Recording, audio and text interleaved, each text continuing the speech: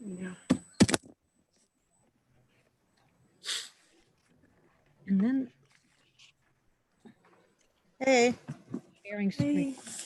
How's it going? Hi. There you go. And it was sharing screen that I used to get all my documents. That's Right. Yeah. Right. She's That's got to down do below. Yeah, she lets you in. it. Okay. Okay. All right. Check to Susan. Can you hear her? Can you hear her? I can hear you. I can see you. Can Okay, hear good. it.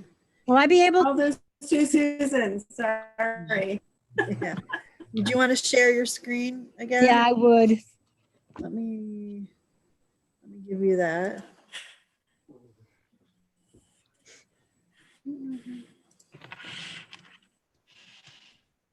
So you've been playing a lot of music lately, Lenny? Nope. I wrote a couple songs. Either. I don't know what to do with this. I mean, there's no reason to, I don't know. I think part of the motivation is playing out, and Right.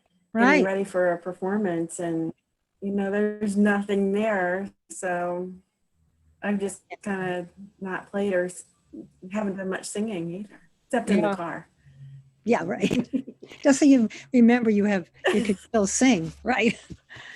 Oh God. Yeah.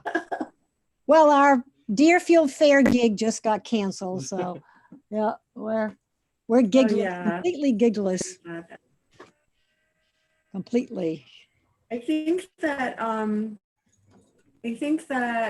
the Lazy Lion is now taking performers. So Oh, I'm gonna contact. I was scheduled Oh, that's in.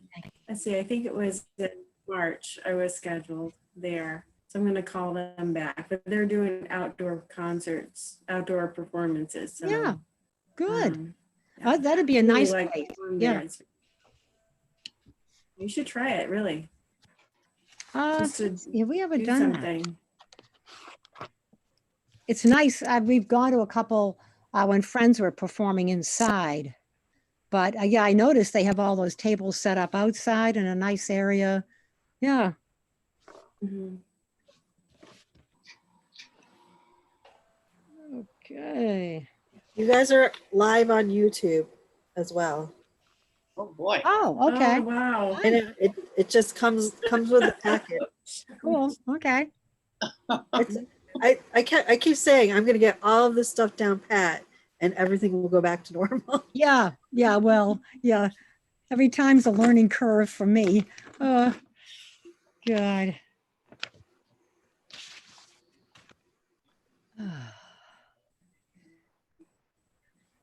It is.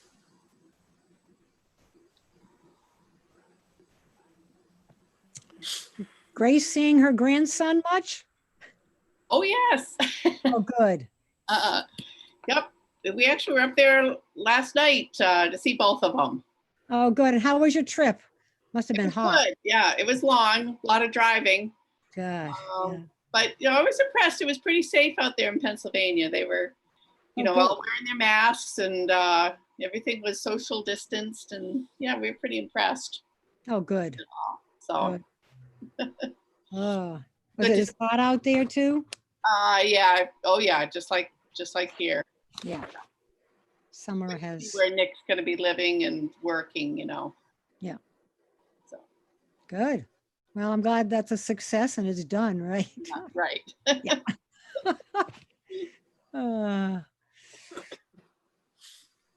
Okay.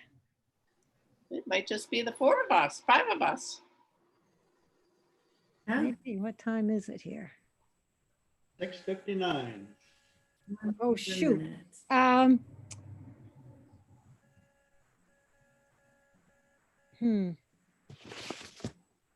Susan, Secretary Susan, can you send Shelley? I thought I sent her that, but I guess not. She can't find the phone or Zoom link. She was going to join us. Oh, I thought I emailed it to you. Let me do it again.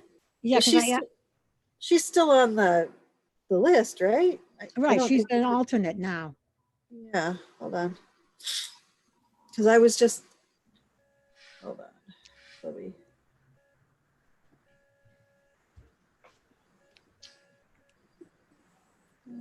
Linda, did you get my email with the memo about the sidewalk to the school lot?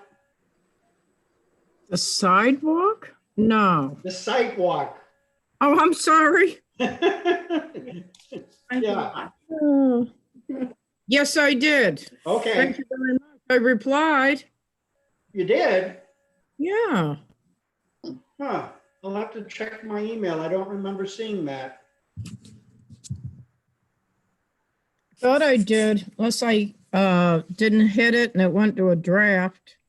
I attempted to. Let me see. Well, do you want to begin at 7 o'clock? Or should we wait for Shelley? Yeah, I'm just trying to find the email to forward. Oh, I don't know why I'm not looking on the computer. Oh, here it is. Right. You don't happen to have her email address, do you? It's SH I have it. Hobo or something like that. Let me just see. I'm bad. Let me. I mean, I sent it out to the whole group, but I don't want to do that again in case there's for some reason she's not getting it. See if I have that in here. She's on that group. I can check here in a second. I'm just waiting for my other computer to. Yeah, I'm trying to think of what it is so I can see if I have it saved. SHFBobo at gmail.com. SHFBOBO. Definitely didn't have that. Yeah, I always have to figure out the. Oh, I do have it. Weird. Okay. So I just forwarded it to her. I texted her that it's coming.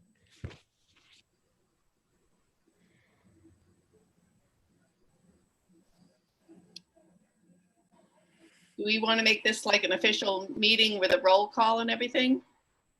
Yeah, you kind of Yes. have to. Okay.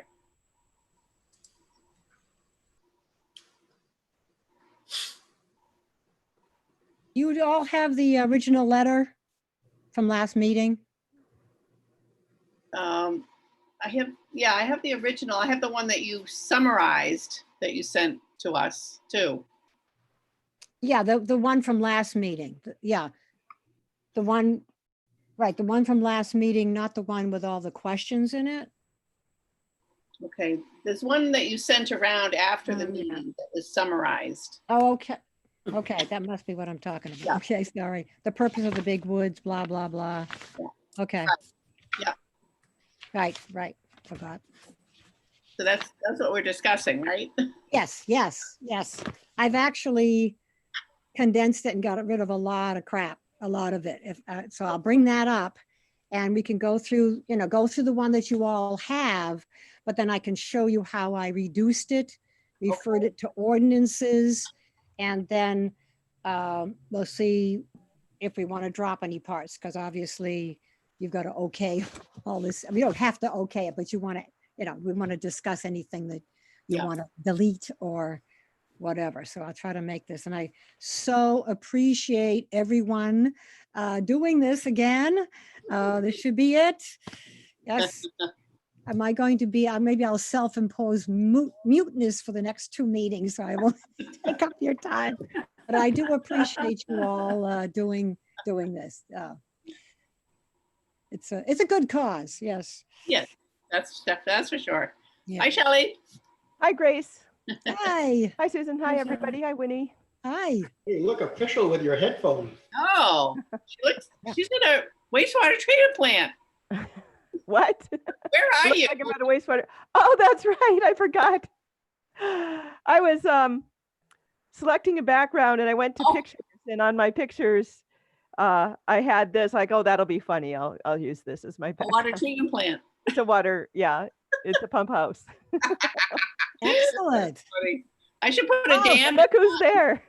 Oh my goodness, it's Chris Kofer Yeah. lurking in the background. Is that the inside of our pump house? I've never been in there. Oh, no, okay. No, it's What's some on the random site? pump house. That looks I pretty figure out how to do that. Cool. All right, I'll call this meeting to session here. So this is a special meeting dated June 24th of the Northwood Conservation Commission. And I'll have a roll call. Grace Levergood, Chair. Fred Borman, Vice Chair. Winnie Young? Shelley Frost. Susan Romano. All right. And so first up, I'm going to turn the floor over to Winnie because it's her, she requested this special meeting. And so I'll let you discuss your letter. So you all have the summary that I sent since the last meeting. There's been so many letters. The one that starts with the Oh. purpose of the big woods. Yes, that's very nicely written. Okay, because what I've done is to really clean that up. I mean, like really reduced it, which doesn't sound like me at all, but I actually did, to make it much more concise. So what I'm still going to go through referring to each paragraph that you have in front of you, but I'm showing you what I have. Where is that gone? Okay, I'm going to share the screen and then see if I can bring up my, geez, some crow.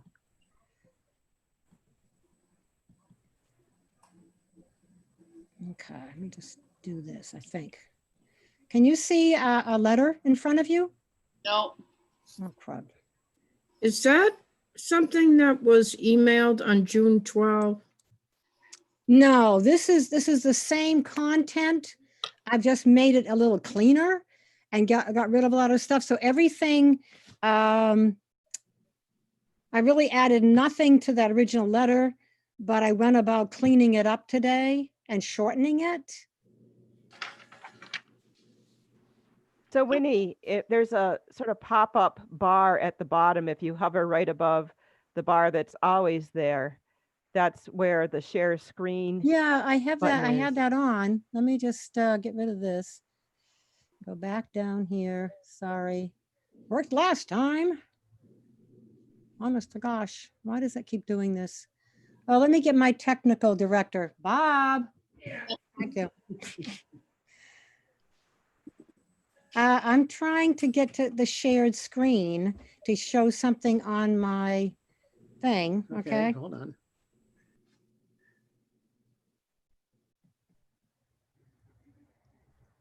And I'm trying to get that document up there. Okay, that document has to be opened. Is it opened? I should open first, Yes. okay, all right. Okay, so let's I open. got you, okay. That. Is that the one? Yep.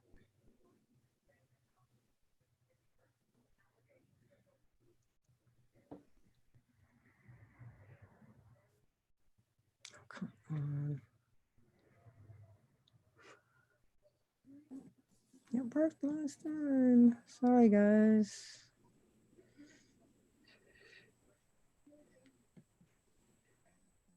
It's Is that this it? one, this is one, yeah. Okay, so it comes up. Can I ask them if they can see it? Can you see that? Yep, it's there. Okay, Call if you need. yeah, don't go too far away. All right, yes. All right, so taking the first paragraph that you have in front of you, the purpose of the Big Woods Conservation Overlay District, I moved around what I put at the end of that paragraph so that it says immediately what we're about, what was our purpose in writing this letter. So it's the same thing. I've just moved the last sentence up. So we've been asked to research measures to be taken to ensure the conservation easement. I mentioned the case numbers and the, realty trust and so on. Then I put in, make sure I'm doing this right. Okay. I wanted to put in, okay, so I had put in, if you notice the Northwood, it says the purpose of the Big Woods Conservation Overlay District. I simply put in where it came from, which is the 2004 Northwood Master Plan. And then below that, I already put in the 2015 New Hampshire Fish and Game Wildlife Action Plan, the highest rate habitat. Is everybody with me? Yep. Yes. Okay. Why isn't that working? Scrolling down here. I did add this because not everybody there will know about this, but some will. This is the other document, the Big Woods Genus Pond region. Remember that the Conservation Commission gave money toward the printing of that? That one? Yes. Okay. So I wanted to put that in because it's a Northwood document. I put down that citizens and groups had input and monetary support to show 3 documents of how important this is in case anybody needs to be reminded, I guess. And then I didn't add, but this is what was originally there in paragraph 1, that we are suggesting the following conditions. And this is all going to making the land favorable for a conservation easement. So that's essentially all paragraph 1, only I'm trying to make it, and these could be bulleted or whatever to make them more clear. Yeah. Any discussion on that first paragraph content?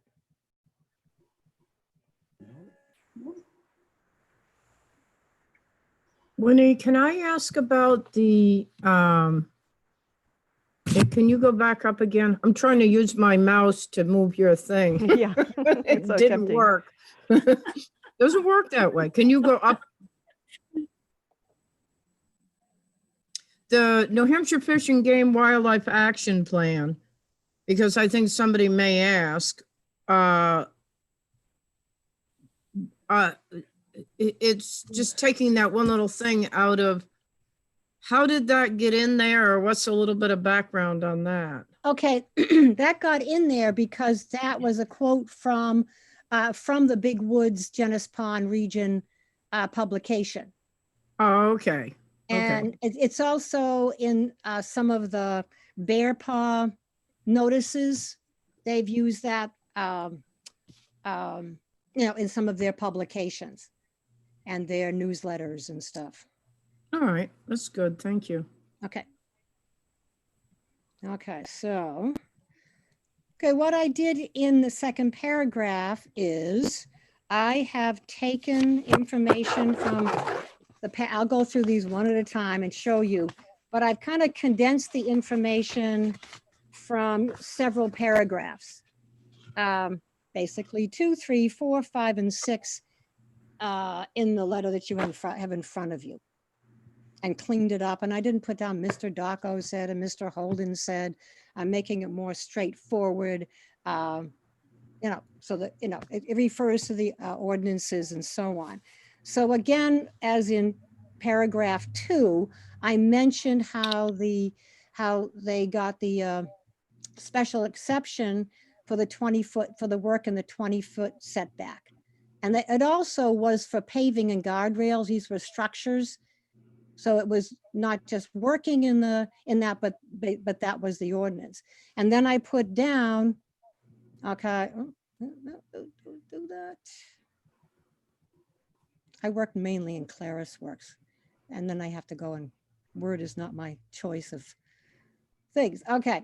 And then I looked up, and there was this thing. Okay, I mentioned the 100-foot setback. This is also in paragraph 2. One location, this is, however, the site plan shows 2 locations where they're working 100-foot setback because it's the Big Woods conservation overlay. One location, and this is exactly from your paragraph 2. Okay, all of this, it says the square footage at site E. Remember that one where they're going from, they actually are encroaching on 2 100-foot setbacks. And I mentioned in the letter that the word buffer is not in any of the ordinances. It is setback. But on the site plan, Mr. Holden refers to the 100-foot no disturbance wetland buffer and so on, the first sentence in paragraph 2. So I just said, well, I'm going to use setback because that's what's in the ordinance. And I don't know if he needs to change that. That's not up to me. That's up to the planning board. So I mentioned the 2 places. Okay. One is the disturbance site E, And the other one is down near disturbance site D. Okay, that's all in paragraph 2 that you have in front of you. Now, we discussed this, and I looked up the ordinance, and it is, Linda and I and James were talking about this. It is a separate ordinance. The ordinance that says, this is a 6A, 5A, and I stated this. This comes from paragraph, give me a minute.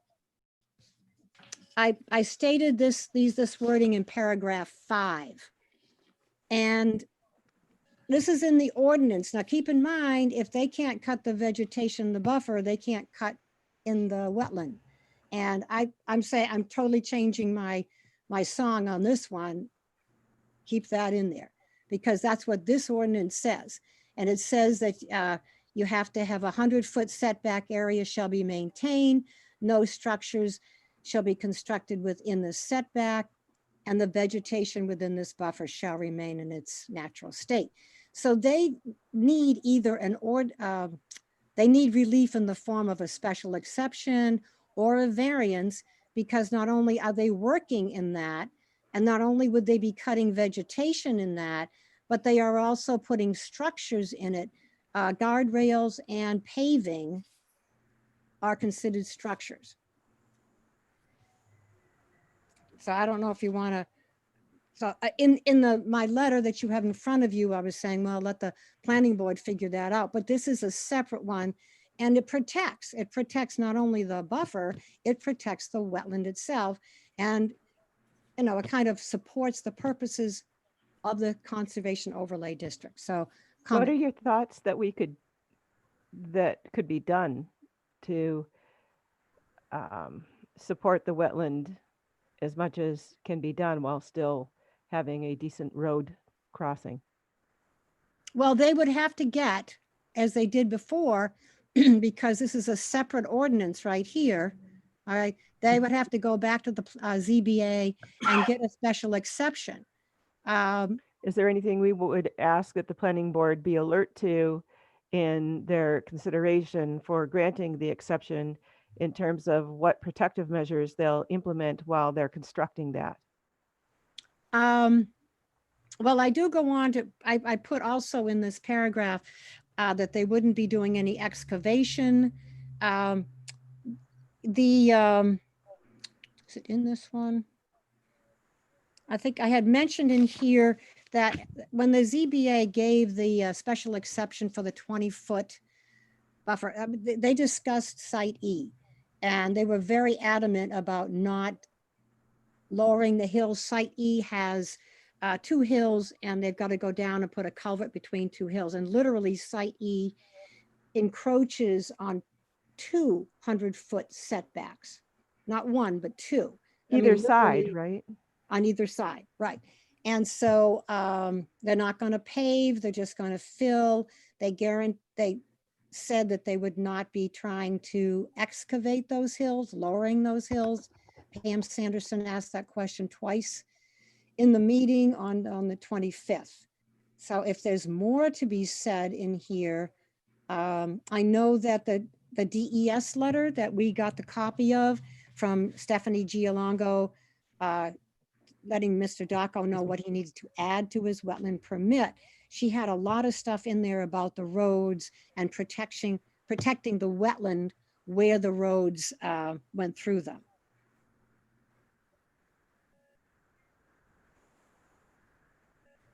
So. At this point, I think I'm just going to let you continue on, and then I'll give some feedback. Right, because there is one, which is paragraph 8. I have down that Shelley will speak to that. Anybody else? Okay, so I'm doing a 180 here. If it says no disturbance of the vegetation, I think we leave it in there. Yeah, that's written in the They rules. have, So I think it should be in there. yeah, and this is a whole separate ordinance, as Linda and James pointed out. This 6A, 5A is where they state, this quote right here. So not only do they need it for that vegetation, should they want to do that, They are putting guardrails in. I don't know of all the details in site D. I think they're paving that crossing, the site D that they're going into pit C right here. I think that they're paving that. It isn't, that whole thing is not in the 100-foot buffer. Most of it's below the power lines. But that crossing does have paving involved and guardrails involved. So all of this, they need to go back and get either a variance or a special exception. And that's what I say here. If they do go back and we request that these two described locations be the only locations where work is, let me get rid of that extra the, is allowed in the 100-foot setback. Well, they can't get a special exception for that. They can only get a variance if it's determined that they need relief. Because the special exception is only for the 20 feet, not for the one above it. That's a separate, like you said, it's a separate regulation.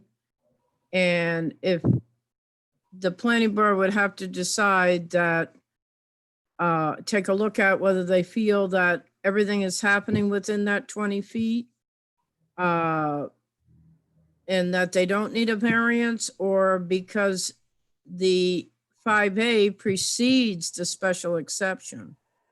The difference being that in a zoning ordinance where it says shall be, it means, shall means must under zoning, and a variance says, I can't meet the regulation, but I want relief from it. A special exception is, we don't typically allow for this, but under these specific criteria as noted below, and if you meet that, then you'll get your special exception. But a variance is just relief from a particular zoning ordinance. What's a little bit tricky here, James didn't see it quite as clearly as to me that I see it, in the sense that he's seeing, well, as long as they get relief from the zoning board and there's nothing outside the 20 feet, then they're good. But I still think that the 100-foot prime wetland issue is above and beyond that. That's just my opinion. But James did take with interest the comments last time, and as he noted, the planning board will definitely look at these comments when they review it. I shouldn't say he doesn't see it as clearly. He sees it differently than I do. I see it's Right. very clear cut Right, that the 100-foot area must be maintained. And right, if not, then you need a variance. right. Yeah. Okay, but you're not saying like if they only encroach 20 feet into the 100-foot buffer. And they're Then- not doing anything else, they have relief under the special exception. Okay, so they would only be allowed to go 20 feet into each of those 100-foot buffers at site E. Am I hearing that correctly? That's how I would read it. I think that because they have some relief, but you could also take it to a more strict application and say, well, the 100-foot also says you can't, you have to leave the vegetation in its natural state, and you can't do that by doing the work in the 20 feet. But, you know, that's another discussion. But I think by bringing this out, that discussion will have to, you know, take place. Right. Well, I know they're going farther than, I mean, the road itself is 18 feet wide. So literally the two buffers come together. Sorry, I shouldn't say that word. Setbacks come together, and they're going to be impacting more than 20 feet into each of those setbacks. I don't know if it was 40 feet or whatever, but the road itself, the very road that they're driving on, is going to be 18 feet. And I don't think Right. you could possibly do the work in well, it would be 40 feet, right? But it's doubtful. Yeah. Well, the other side of it too is simply that, and this is what different people brought up the last time, is that just by the very action of the blasting and excavation, there could be material, there could be sediment, there could be a whole variety of things that could end up in that 100-foot buffer. Yeah, they're not supposed to be blasting in that. That was the big contention with Pam Sanderson. See, we talked about Site E, but they never said 100-foot setback when they gave that special exception on November 25th. But Pam was adamant and asked Mr. Broder twice in the same meeting that if those hills would be excavated, if the elevation would be taken down. And she also asked that in their site walk of last October. So, and every time it was, no, the hills are staying, no. And it's quite steep. So they said, no, they wouldn't be excavating, which means they wouldn't be blasting to move those hills. They'd have to blast. They'd have to blast. I mean, it's outcrop. So I think, I'm not a geologist, but it's a ticklish spot, put it that way. Yeah. So we can just see, I mean, I've gone on to say no blasting, no excavation be allowed in a 100-foot setback. These are from, I should tell you where they're from, but I basically, that's from like paragraph 3. I didn't put down Mr. Holden said and Mr. Dacco said, and I just messed up. I know I did. Okay. I just put down that it shouldn't happen, you know? Okay, so asking that that's the only place where work is allowed to be done, which is the only places on the plans that I've seen that they're asking to work in the 100-foot setback. No blasting be allowed in the 100-foot, and that the planning board asked what measures. Okay, and this came up also in, this is paragraph 4. When the outcrops through which that setback line extends, so the lines extends through the outcrop, are blasted because they're going to want to blast part of that outcrop. That's the whole point. And to avoid the necessity of retrieving rocks from the setback and the wetland. So that was basically in the paragraph 4 in the letter that you have in front of you. And then just to clarify further, I'm not sure if I put this exactly the same way, but we request that all blasting and excavation be confined. Oh, okay. I had said that Mr. Holden stated on December 19th, this is paragraph 3, that Mr. Dacco intends to excavate areas that are not in the proposed pits. Okay. And so instead of saying that, I said, we request that all blasting and excavation to be confined to the 3 described pits and not allowed elsewhere on the land. These are all the lots that are in the big woods. So instead of saying, he said this, and you know, I think it sounds a little more professional and straightforward. Anybody have comments on that? Yeah, I agree with that. Winnie, not a comment on any of that, but would you put a line break between each of the paragraphs on that page? Yeah. It kind of all runs together as it Right. is. Yeah, okay. Okay, yep. We said about marking the buffer. Let's see, that was in, hold on. I can get some paragraph 6. Yeah, I think so. Yeah.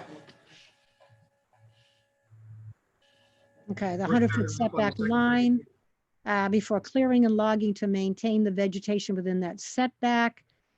Again, that kind of hinges on that. Can we use the word delineated rather than marked? Oh, yeah, that would be better. Oh, yeah. Thank you.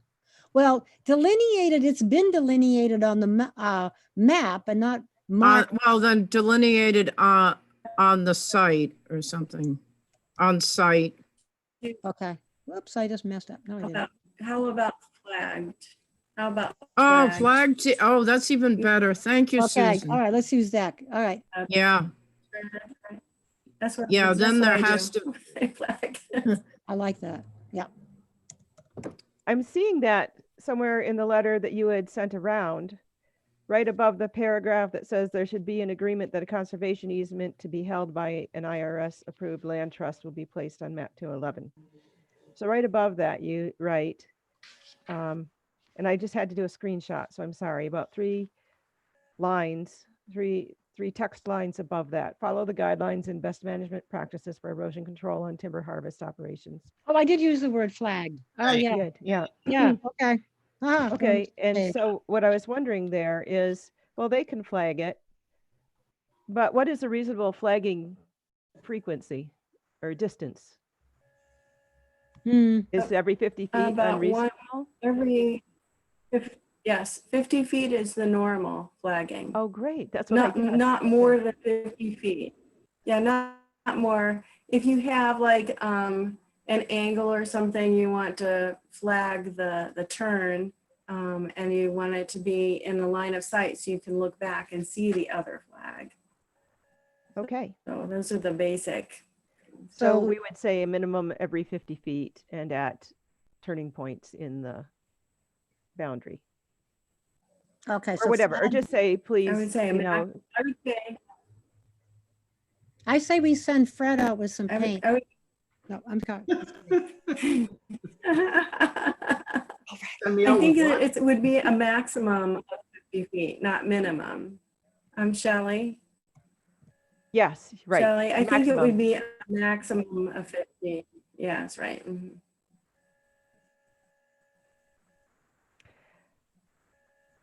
Now, do you want me to put that in the?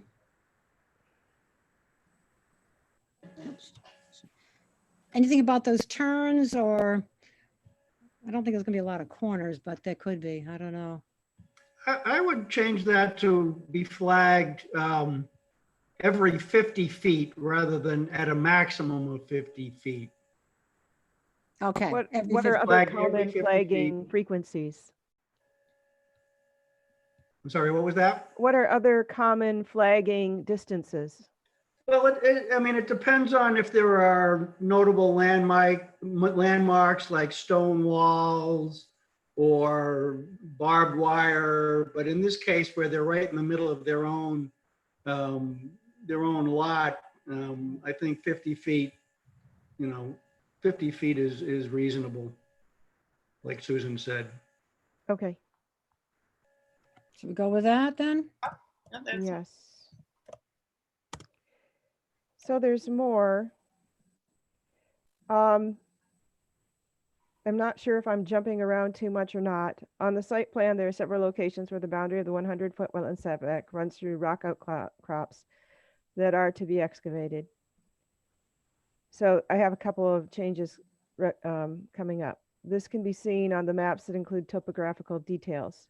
It should be explained, perhaps by the blasting company, how the wetland setback will remain. There's a B in there, that BE has got to go intact, and what measures will be taken so that, and I would suggest putting so that rock in the wetland setback will not be fractured, and what remedial measures will be taken if it is. I mean, that's Okay, we're they're not back gonna up remedy here. it, but how are they gonna just be careful about not fracturing what's in Oh. the buffer? How are they gonna do it? I have Because, no you know, idea. when people construct, they go like right up to the line and over the line at hillsides and stuff next to Yeah. wetlands. It's So- touchy. Really is. And there's quite a few spots where it is. I didn't put down shown on the top. I mean, I can put that back in. I had just kind of cleaned that up and made it a little more, maybe I made it too simple. Okay, because this is in here to avoid encroachment into the 100-foot when outcrops through which that setback line extends are blasted. Maybe there should be a comma there, I don't know. And to avoid the necessity of retrieving rocks from the setback and wetland. Now, what would we put back in there? I We would, I would just recommend that they explain how they're going to avoid fracturing fracturing rock within the 100-foot setback. Okay. Let's see. Linda, when they blast in the existing pit, are they required to use blasting pads, mats? They are required to contain is that what you're talking about? Yeah. I mean, when I see road construction like along I-93, they have these huge blasting mats that they put over to, to keep debris from flying 5,000 feet through the air. And I was just wondering if, because Route 4 is right there, if there's. Well, I can only tell you the building inspector is notified and, is aware of what they're doing goes down. I don't have the answer to that, Okay. whether they specifically use the mats or not. I know our former building inspector, Dave Hickey, tried for years to get the selectmen to adopt a blasting ordinance. He proposed several different ones, and they held public hearings, and a few people came in and said it was really gonna slow them down and whatever, and they never accepted any of them. Okay. I looked at the model ordinance. It doesn't sound like it's egregious.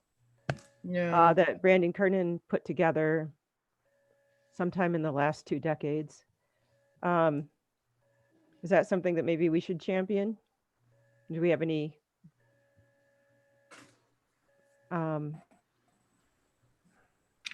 Is it something that we could do? Or would that have to come from the planning board or? Well, you building could inspector. recommend it to the planning board for adoption. If you want it as part of the land use regulations. Dave was always trying to, and he was a PE, he was very familiar with it and had did quite a bit of research on different blasting ordinances, and he tried to get the selectmen to adopt it as a general ordinance for the town as opposed to a land use regulation. Okay.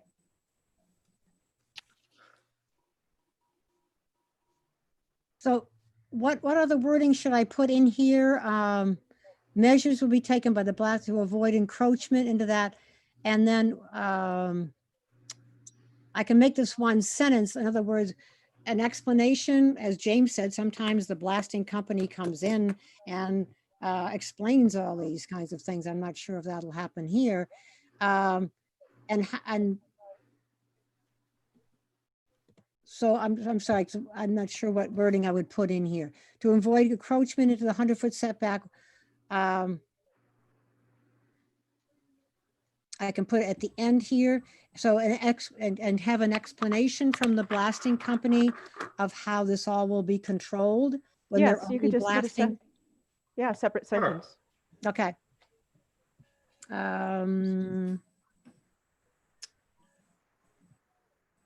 Get an explanation, ask for an explanation. How do I start this? PLA. Would it be possible to have an explanation of how of the best management practices, and I guess the best management practices will come later, but how the blasting company will avoid fracturing rock in the 100-foot setback?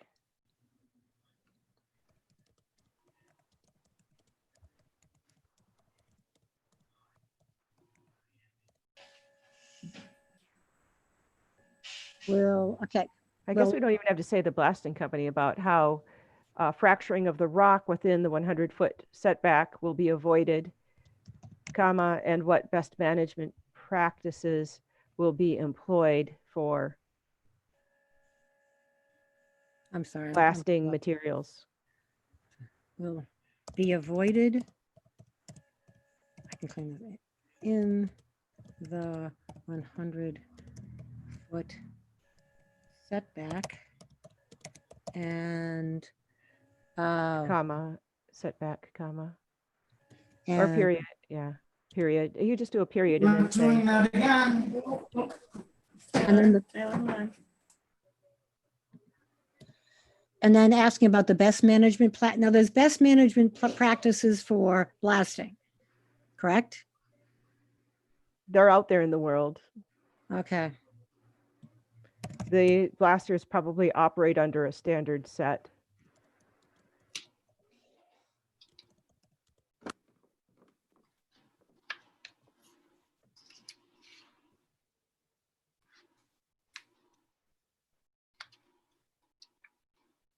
I can make this sound Be better. provided. Be provided to, be provided. Be provided.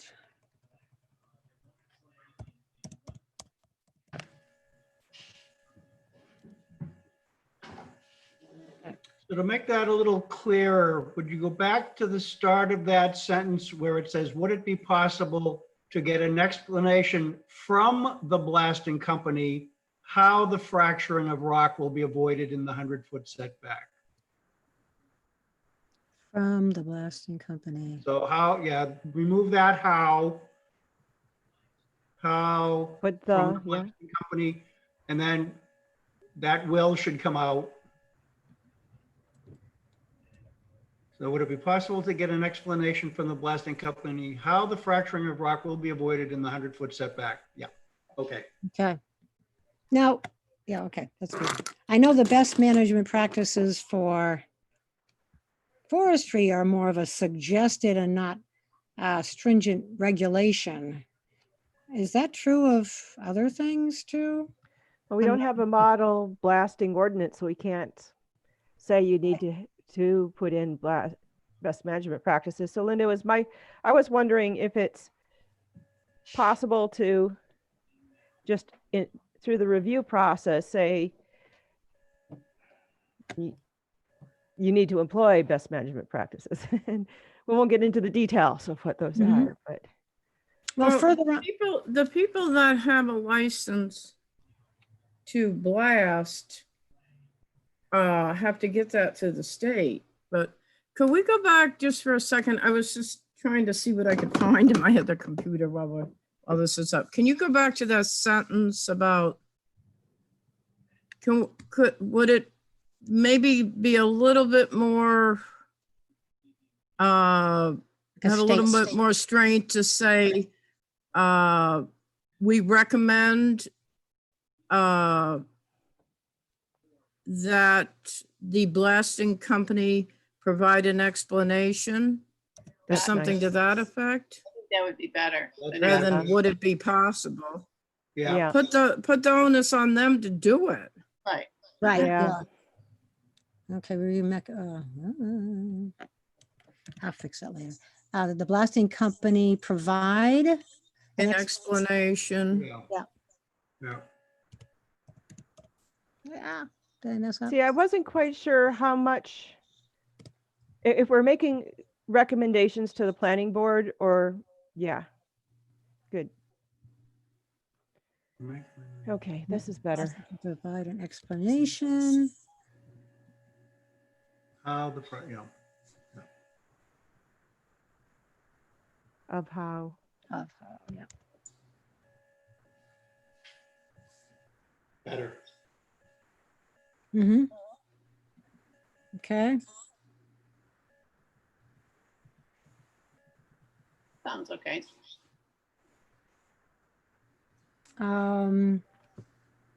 and then the best management. Now, I found in ordinance 6A3A that this could be required. Now, I didn't study what came before it to know, but it does mention requiring that because I have learned that these best management practices are more of a suggestion and not regulation. they're not like they don't have to have it. I don't know. But that's where I found that, Linda. It was mentioned in there. Is that in the zoning ordinance, Winnie? The zoning, yeah. I went out Okay, today. then too. it might be required as a condition of approval. Yeah, Do we have to require? Because a condition of approval can be over and above based on particular circumstances, but you're saying that it's required, it can be required. Let me look at that. yeah. And I did go out today and look at, I've got the old copy, but I went online to make sure my old copy and that it agrees with the 2020 revisions. Oh, that's a really good change. This must Oh. be ground or removed. Okay. They had said, someone said Excuse me. somewhere that they were going to be like scattered. I mean, they're stockpiling on the site plan. There's a stump stockpile. And it doesn't really say what's going to happen. And I haven't seen, maybe the planning board has more obviously by now, hopefully. But because burying them, water pollution, sinkhole hazard, we certainly don't want that. And the stump grinding, someone suggested to me that'd be better silt control rather than silt fencing. Silt fencing can stop wildlife migration. So Yeah, I don't know. Bark chip berms now instead of silt fencing. Right. Yeah, which is much better. Yeah. So should I just say the stump grinding could be used as erosion control because they don't use this anymore? That's silt fencing. Should I take out that rather than silt fencing? Yeah, no, I'd keep that in there. Okay. Because it really isn't clear and maybe, I mean, obviously well, this brings up the topic of, I mean, the planning board can ask, well, what are you going to do with those stockpiled stumps? Well, there should be quite a few, I would think. I just want to put this now, what comes before this pretty much protects anything in the wetlands. But I want to make sure that in there somewhere, and of course, this was already in, I don't know, paragraph 8, I think it was, about the, I'd like people to be aware that they're there. And of course, DES in the wetland permit, as you guys all know, they have to do an NHB, Natural Heritage Bureau thing. And I would hope that the black gum, well, because Rick Vanderpool did the prime wetland review of that big forested wetland, it's probably in there. It's in, yes, they know. It's in their publication. Sorry, I'm talking to myself. But there's other black gum trees that aren't in that big wetland that is part of the study. So I don't want to be redundant, but I think it's good that the planning board knows that there's some old trees out there. Are you saying, I hear you say that there are black gums that are outside of the forested wetlands? There's 2 forested wetlands. One is known as G7, and it was evaluated by Rick Vanderpool when he finished up our prime wetland evaluation. A former Conservation Commission member, Nancy Voorhees, got a grant, and we hired Rick to finish up because it was taking so long. He finished it up, and that happens to be one that he did. And that G7 wetland shows up in their Tupelo, the NHB Tupelo, they had a Yeah, Tupelo study. but they can't log in the wetland anyhow, right? Well, you know, in regular, without this 100-foot setback and no vegetation, it's my understanding that they can log in wetlands, you know, they're supposed to do it in the winter time and so on. Am I right? I got 2 Yes. foresters. Well, ask Susan, she knows. Yeah, Susan and Fred. So Yeah, they can it's log in not- forested, It's not prohibited. right? But I Okay. mean, the reason the black gums are 300 years old is that nobody wanted them anyway. Okay. May I make a suggestion on that if you really are concerned about the black gums? There is, I just looked up on their site plan regulations, and I think James mentioned this in passing the last time, is that one of the requirements to be part of the site plan application is, okay, it's, let me go back up here. Section 7, let me write it down. Section 7A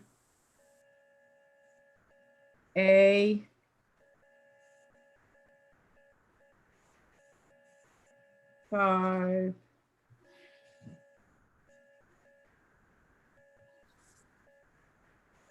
M. M as in Millie, as in Yes, Mary. Mary, yeah. Right. And Yeah. that says location of all physical natural features, including but not limited to. And then it says water body, water courses, wetlands, vegetation, foliage lines, soil types, railroads, rock outcroppings, and stone walls. And he mentioned that under that, that might be an area that you could ask for those black gums to be identified on the plan. Are they all over or just in several small pockets? They're in 2 forested wetlands. One is the big one, right in the center of the property as you go straight up from the power lines, basically. And then one is just to the east of that. It's very small, but I think it had 2, yeah, we measured, right? 2 300-year-old black gums in that. And then we found at least 1 in the, maybe there were 2 in the big G7 wetland. Well, you can always ask for 100%, and if they come back and drop it down to something else, but you could always ask based on their age to be identified as a natural feature and to be located as such on the site plan. Whether or not they agree to it, they may, but the issue is that if this could take place over 10 years or 40 years. Yeah. And it could be all different contractors or people that are going in there to be doing forest management or cutting, whatever they're doing. And if it's not identified on the plan, they may not know that it's a black gum trees in that area, and zing, zing, zing, they go. Right. And there are in those wetlands trees that might be desirable. There are some large trees in there that might be desirable in a logging operation. So Well, it's Good. just a matter of whether the commission feels that their value is worth requesting that level of protection or not. what do we all think? I would say yes. Not being a tree expert, but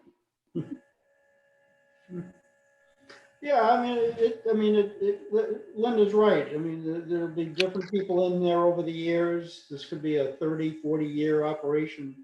And, you know, it should be noted in the plan that these 2 spots exist and that there are trees of, you know, vintage age in there. So I would put it in there. I mean, it's just like we have to identify historical resources and not touch those when we do construction. Right. So, What if they find historical outcrops? Oh, I'm sorry. Just kidding. I like the 3 word billion years old. out there, Anyway, so what should I do? We request that a study be made to locate, and then according to ordinance, I wrote that down. According to that ordinance, we request that study be made, or the location of the black gum trees being documented on the site plan. Yeah, I mean, that might be part of Vanderpool. If Vanderpool got the job, it might be part of his, contract, right? Well, yeah, there's a couple of different options. We'd be that might paying get for it that far. for, it doesn't seem right. We'd be paying for to protect something that allows somebody else to develop more easily. It seems like they should pay for it.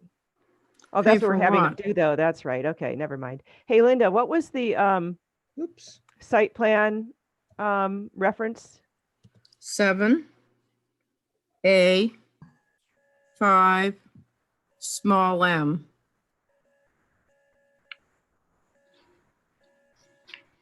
Capital A, yep. 5. Yep. Small m in parentheses. Parentheses, right? So we can then say period. per site plan section. Okay. Per site plan regulations? Mhm. Development, okay, site plan regulation, blah, blah, blah. Capitalize site and plan.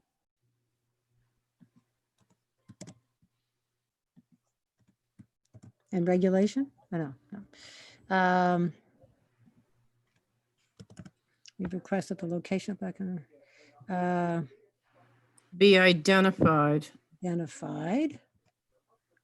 on the plan.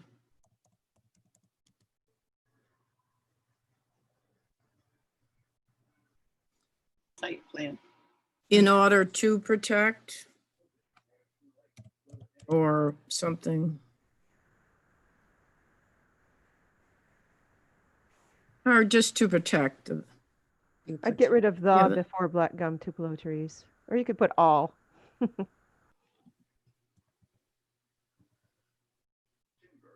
Okay, is that redundant? We request a location of like, be identified on the site plan to protect them, yeah, to protect the trees, the trees. the trees.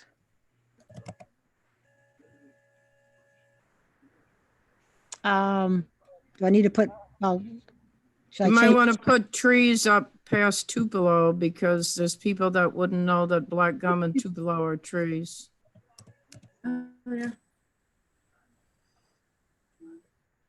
I'd say to I think, aid there should protection be no of the comment. trees, because putting them on the plan isn't going to protect the trees, but, well, never mind. Okay. the identified True.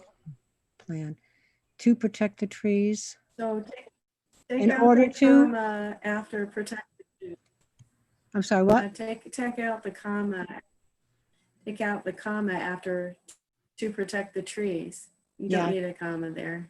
Okay, I'm just trying to combine be identified on the site plan in order to protect them. In order to you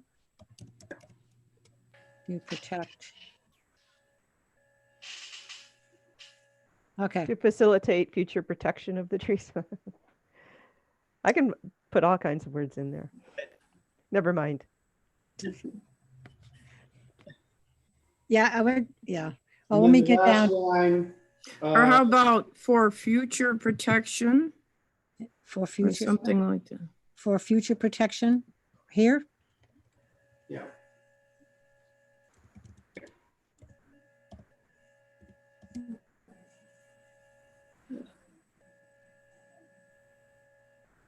Oh, Oh, Did I put down?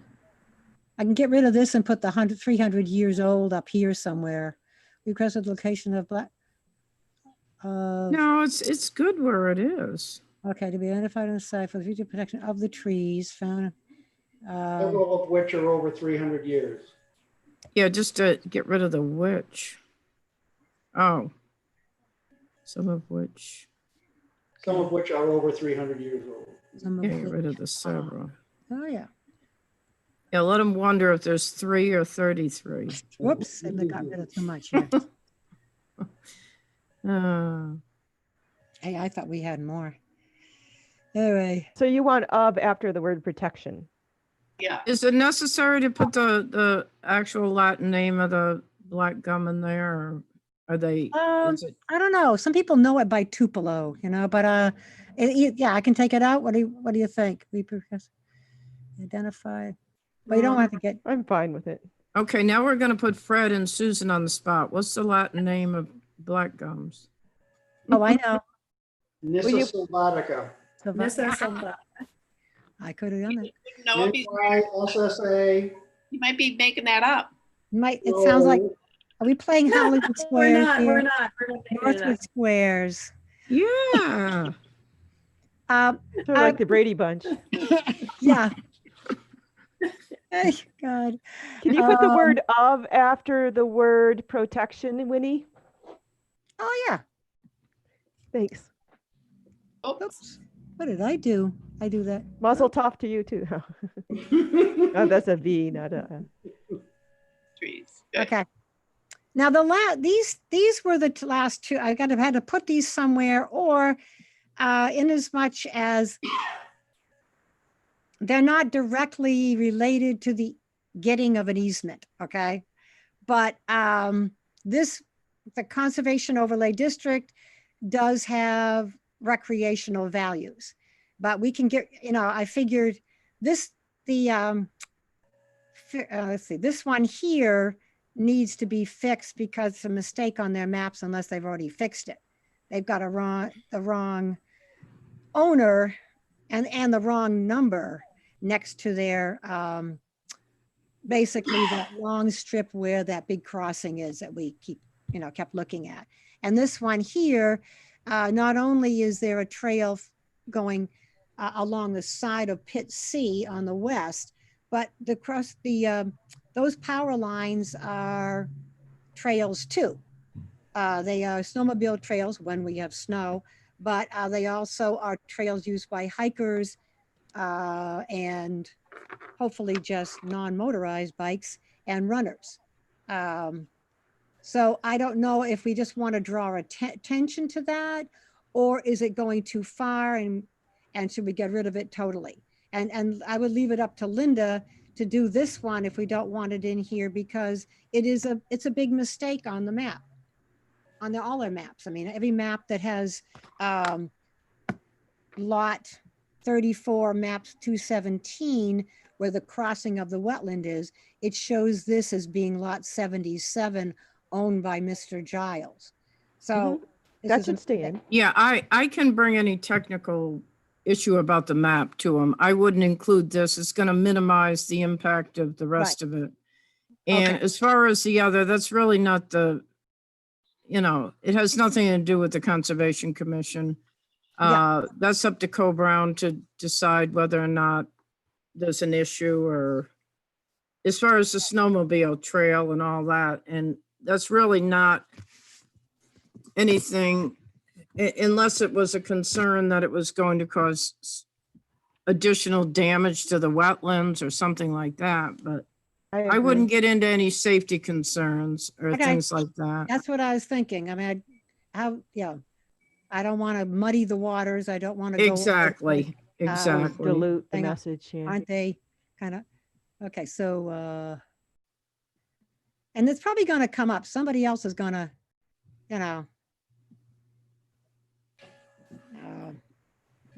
While you're getting rid of lines, will you put a line in right above per site plan regulation? It's the space.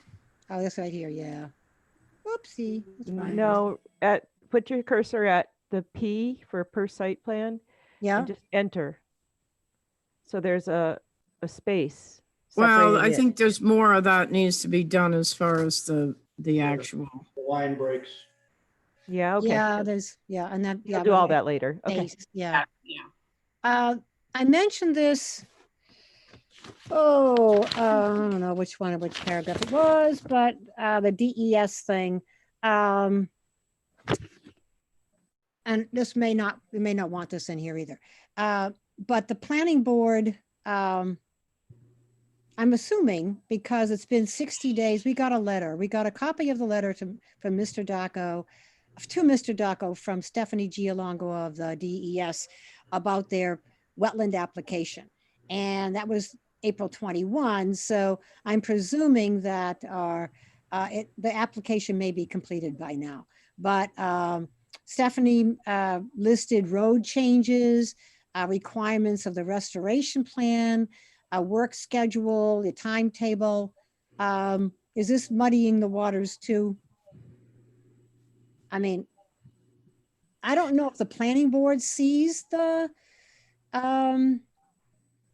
wetland, do they, Linda? Do they even look at the wetland They permit? get copies. They don't.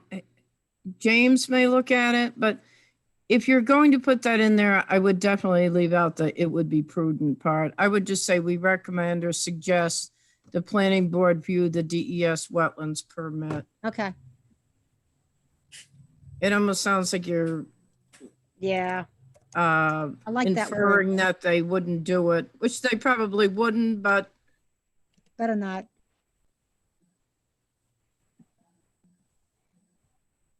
Because she did, it was a and lot take of, out the 2 after planning board.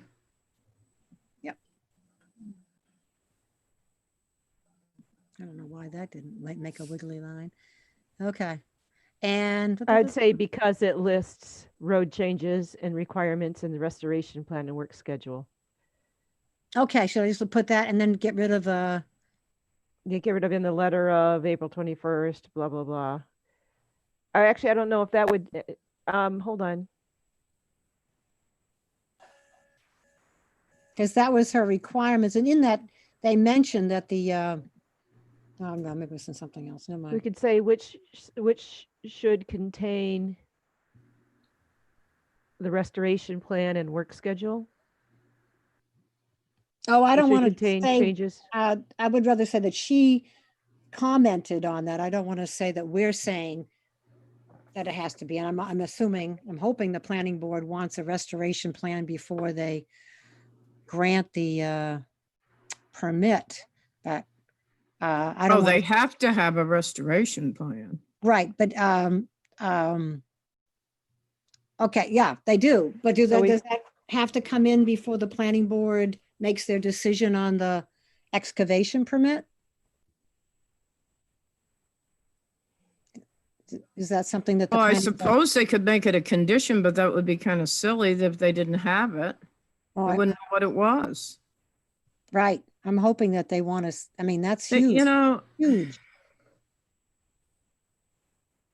So could we say something like, we suggest that the planning board view the DES wetlands permit for the specifics of the restoration plan and work schedule?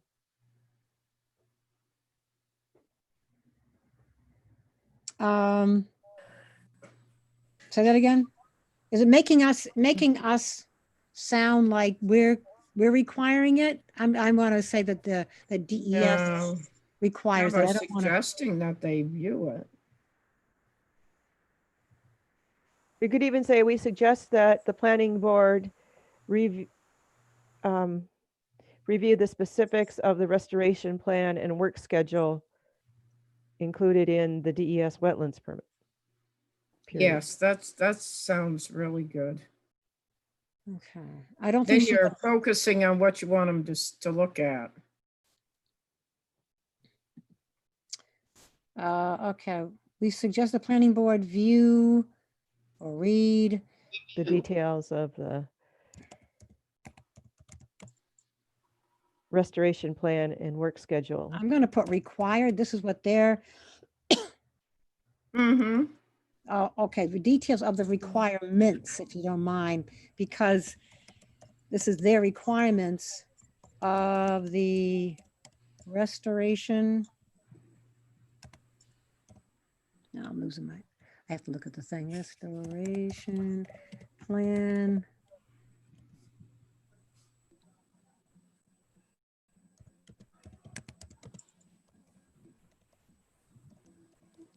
They were concerned about the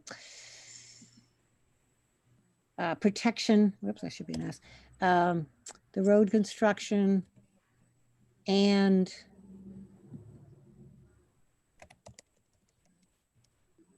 Work schedule.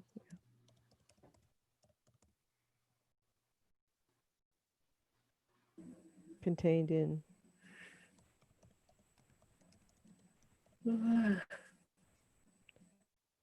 Period after the permit and just get rid of everything else.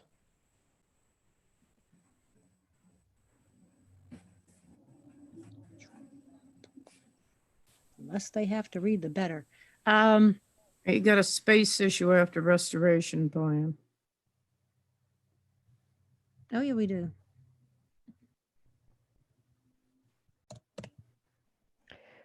Okay. Why don't we get rid of either the details of or the requirements of?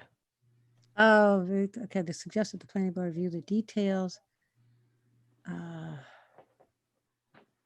Yeah, the requirements is what I like to put in there because she's requiring certain things Sure, for that. sounds Yeah, but good.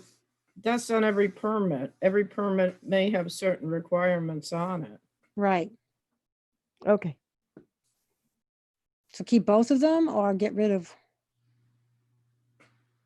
I don't know. I would say get rid of the requirements, but I mean, it's up to what all of you Yeah, think. that's fine, because like it is, it's requirements, it's understood.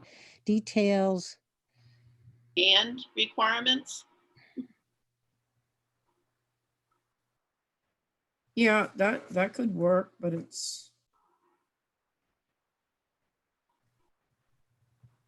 if they're on there, it's a given, they're requirements. If it says whatever it says on the DES permit. Details of the required restoration plan, maybe. That's nice. okay.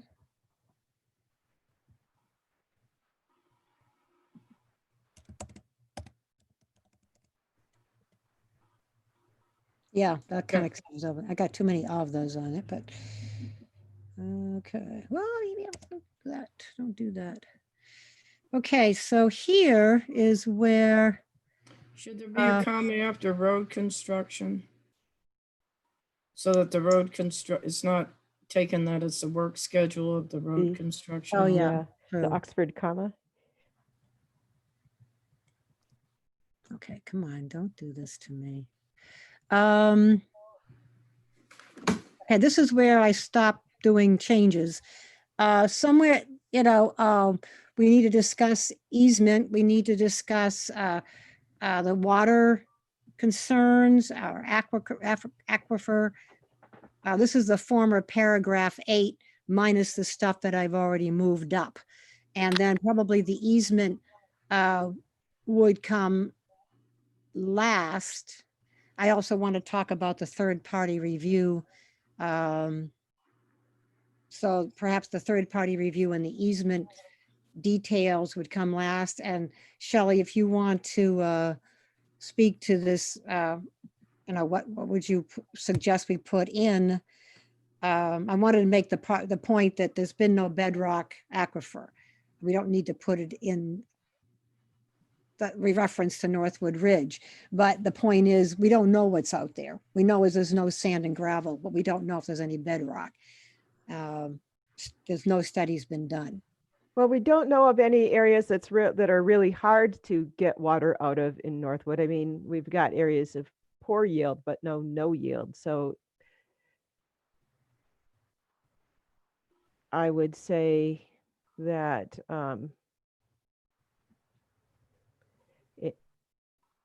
we would recommend installation of, this is a topic of discussion for everybody, 3 wells, 3 bedrock wells, and this could be expensive. You might be incurring a $5,000 to $7,000 bill or something like that. But what I know is that the contamination from blasting eventually goes away. I'm trying to get a sense of the distance between that property and the nearest private well. It's about a half a mile. That's the In the Young's Crossing on Bow Lake Road. no, there's others. Oh, okay, let me just save You want to this. share? Can I share? Will you let me share the screen? Oops, let me just finish this. Do I need to do something to get out of her way, or she just? Do you have you have those maps that you sent me on yours too, right? Yeah, So shall I just shut this down? sure. Okay, well, okay, I stopped and the window's closed. So I Okay. could share my screen. Ah, cool. Hold on. I have those maps here if you want, but then you can't point to stuff, but I have them on, Can you all see what it's on my screen? Nope. not yet. Susan has to allow you to share. Oh, okay.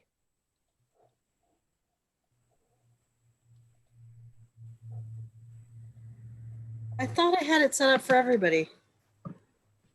Hold on.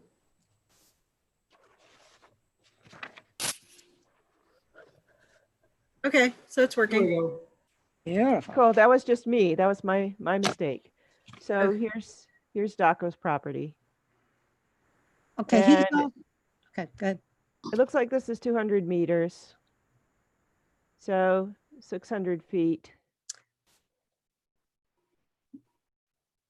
And so we've got about 1,800, maybe a little less. So a quarter to a Really? third of a Outside mile there? to this private well. I'll They're keep- also, sorry, I'm sorry, the pits are above the power lines? Okay, yeah, up there. Notice, the pits are, let me see. You have one with the lot numbers on them?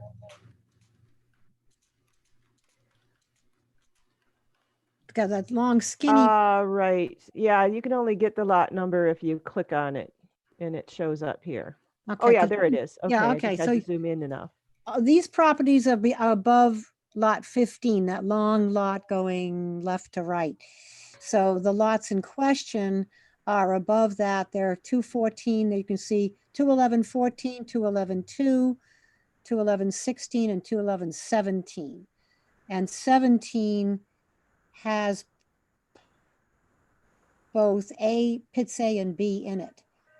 Most of pits A and B anyhow. And that's the one I'm referring to that's about a half a mile.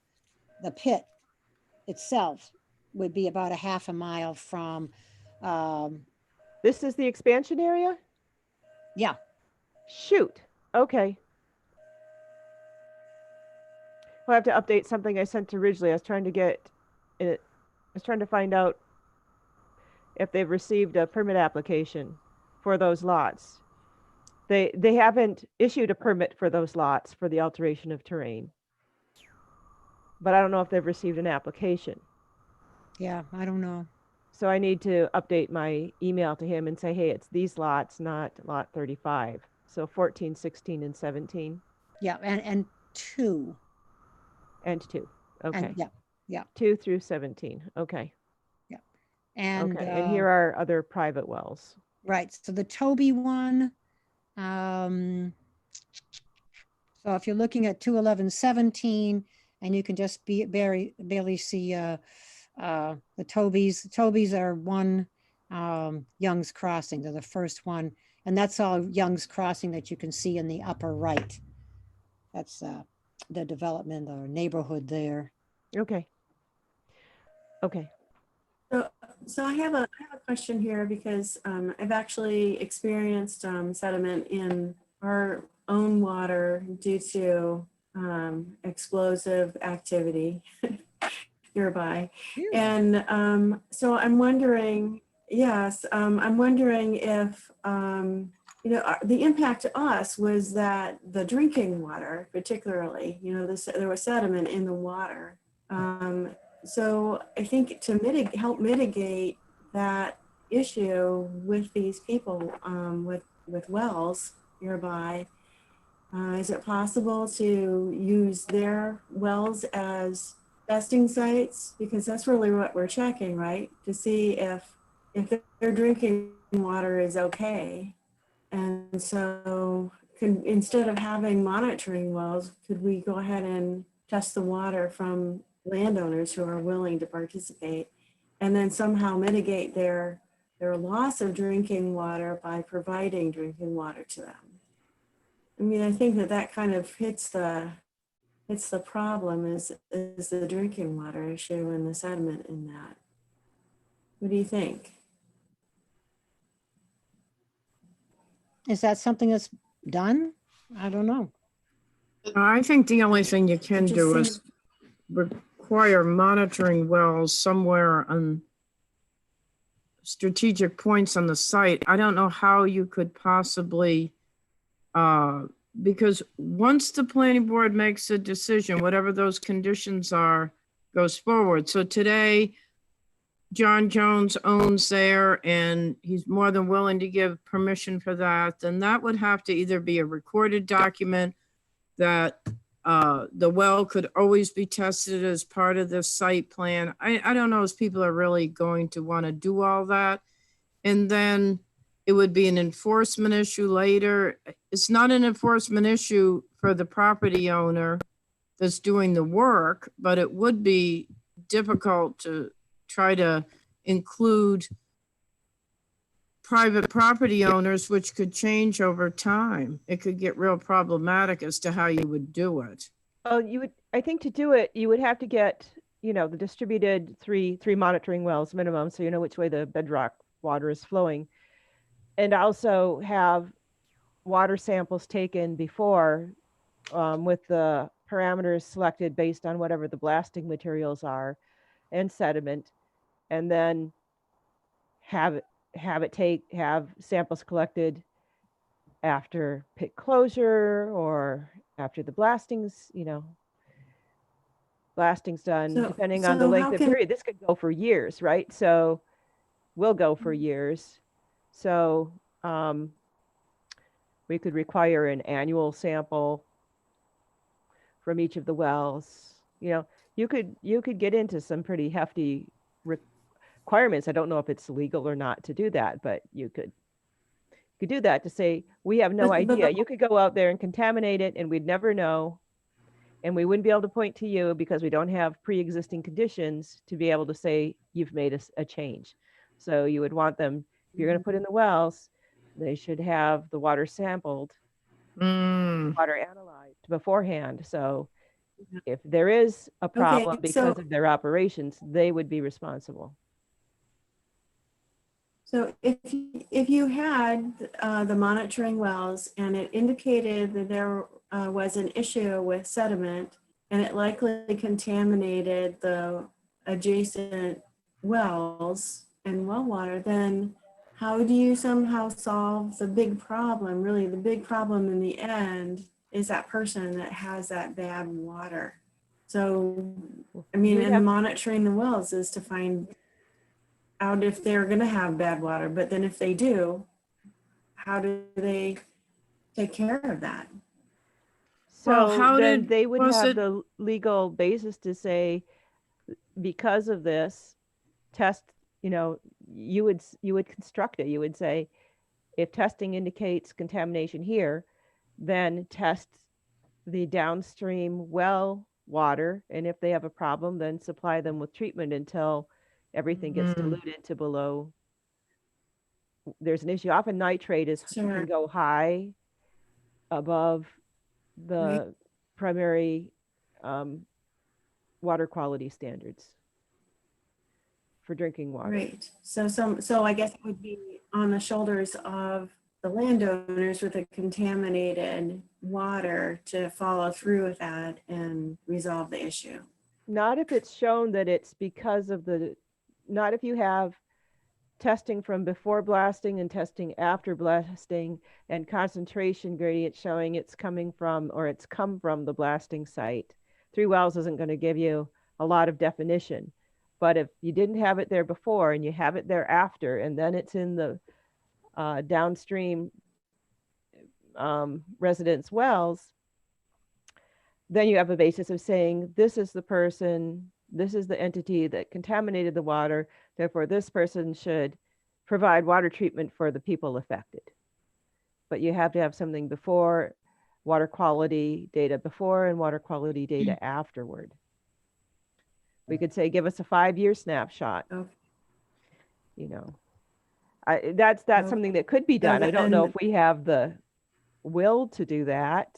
It's just how it, I think, would be done. The owners wouldn't have to be responsible for contamination caused by somebody else, because then they would have scientific data to show it's not from it's not from putting nitrate on their own property. And so I was going to go here and say, oh, what else do we have around the area? We had a very small project, but someone who wanted to put an in-home business in what might be considered a residential area. It was near Route 4, but it was all residential homes on a new street. And they wanted to have an in-home business of a hair salon.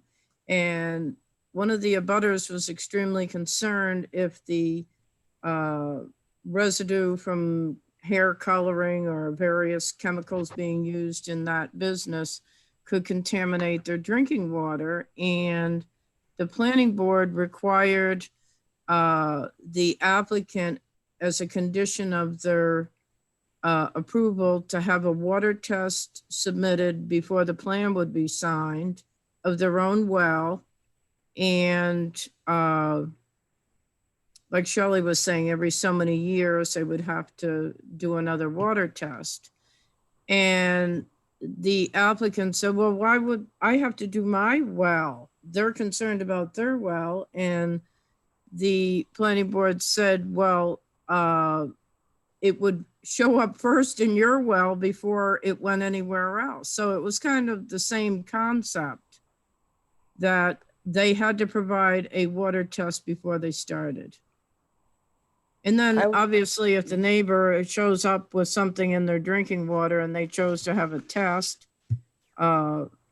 such as Shelley's very positive efforts to get people to have their wells tested, then it, you know, there would be some evidence. I realize this is a really big project, but now is the only time you have to get this done. So once it's approved, you can't go back and say, we should have done this, or we should ask for that. The planning board can always say, well, we don't think that's a reasonable request, but you can ask for this to be looked into or considered. All right, there's another approach too. You could say, you know, give us one well that, you know, bedrock fracturing is often greater around streams. So you could say, you know, give us one well on lot 21118 and just sample these wells for a snapshot. And just resample these particular wells every so many years for whatever the blasting chemicals are. So, or don't even put one up there, but just get a snapshot in time of these. So then you'll have a series of water quality results for blasting chemicals and nitrate once every 5 years or something. It's a lot cheaper than having a monitoring well installed, but with the agreement that if, you know, nitrate shows up above contamination levels at those wells, then. On the same idea, you could ask for, or the planning board could say as a condition that there would be a certain amount of funding in an escrow account. They're going to have an escrow account anyway for what they're doing. Funding an escrow account, a certain amount, a reasonable amount into the future, what it would cost if a homeowner wanted to have a water test done, that there would be funds available that could be used for a residential water test every so many years. If people were concerned about what may happen on their particular well, or if they're sensing that they're uncomfortable or they taste something funny or whatever. I don't. I think in order, so say they do have a problem, if we don't have that initial testing to say it's definitely from the blasting here, Oh, I think that's the most important step of all. yeah, is to have the initial testing. Hmm. Okay. That would be at a minimum. And then if nothing else, That'd be at least it would be evidence there. If a homeowner did have a problem, they would have evidence as to where it came from and could pursue it legally. So I live in 21083, which is to the right side of the picture there. And I don't know how far I am from the proposed site. My well, according to the documents that I have, my well goes down 625 feet, Whoa. which I think is, usually any other place I've had a well, it's been like 100 feet, but this goes down 600, yeah, so just that way, I can't show you, but 21083, right near the junction of Pender and Knowles Way.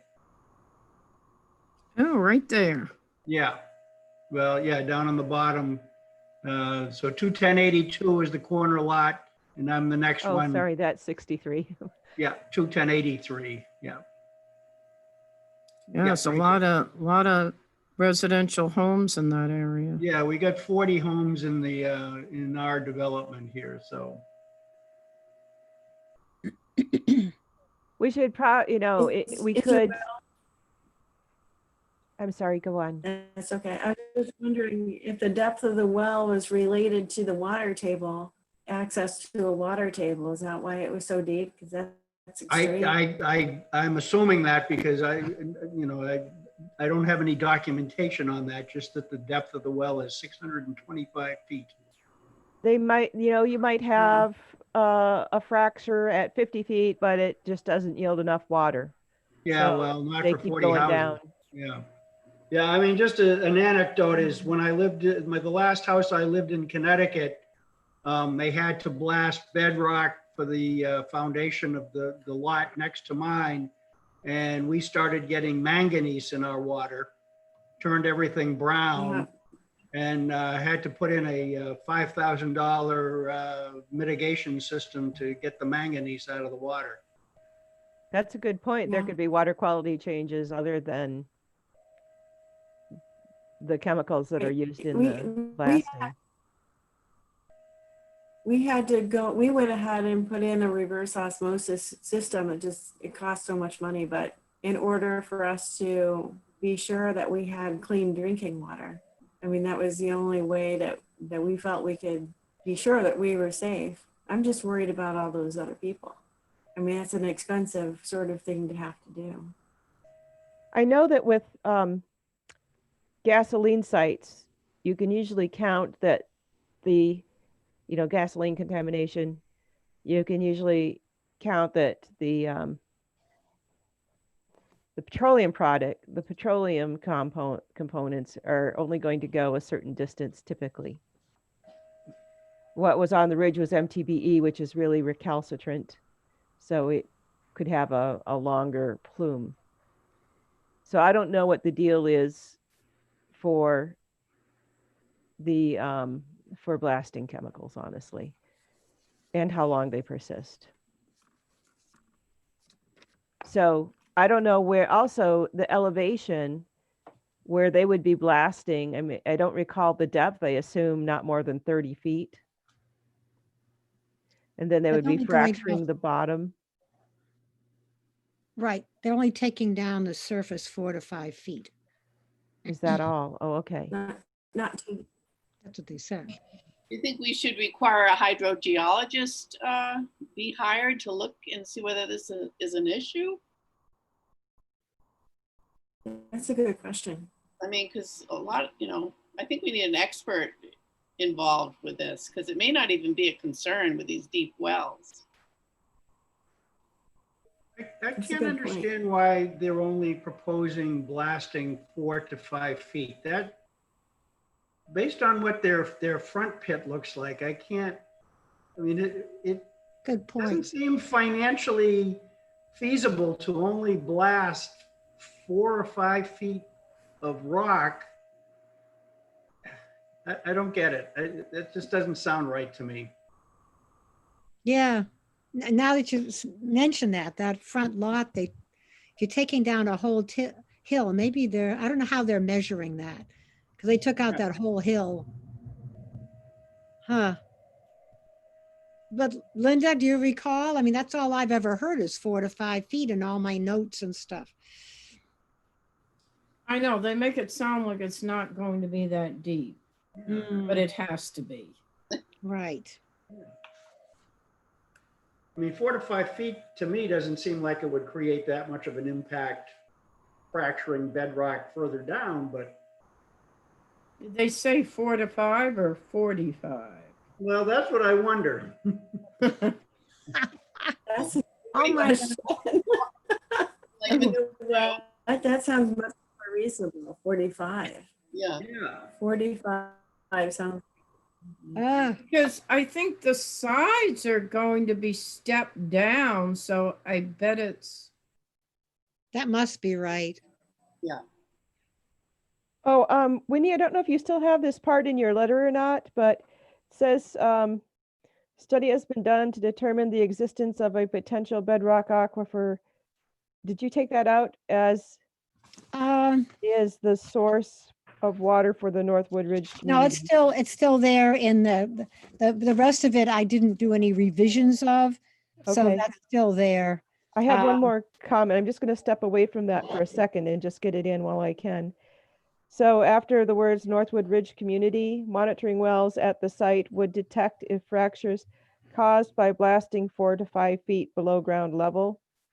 It would actually, they'd be blasting the bottom of the pit after they get down 4 to 5 feet to drain water. And then they're going to put a gravel layer in. That's what they said on the site walk.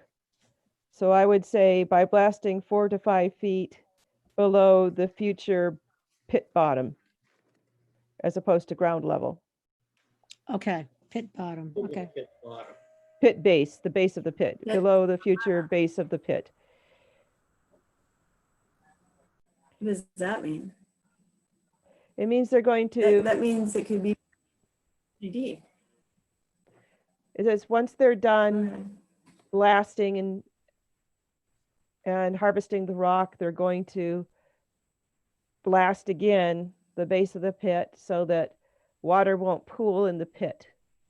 It'll drain down into the bedrock. All right. So they're not just blasting 4 to 5 feet. This is at the bottom of the pit. Yeah. That makes more sense. Yeah, I'm moving. I think I like Grace's suggestion of getting somebody who's experienced with drilling and with blasting. I know that Tom Babowski has worked at Novus, has worked with sites that have been impacted by blasting materials. But surely there are other people out there, other hydrogeologists that could consult with the planning board about measures to take to protect the water quality. Yeah. Just whether measures are needed to protect the water quality of folks yeah. a mile away or half a mile away. Given the upland location of the pit relative to the other homes and the surface water flow direction right, which goes toward that those homes. direction. Yeah. This is cool. Do you guys you must be familiar with LiDAR. I'm going to just zoom in. Oh wait, I'm not sharing right now. Just very quickly.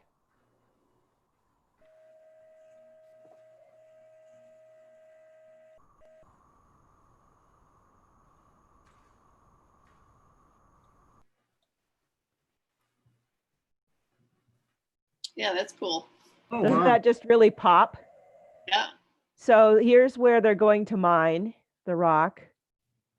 2, 14, 16, 18. And here's the drainage in the area that we saw earlier. And Mhm. here are those wells. Yeah. Right. And there's some other right through here you can see. Yep. That's cool. Yeah. I love LiDAR. It's Yeah. pretty neat. Hillside effect. Geeking out on you. Interesting. Cool. So, is this the last part of your letter?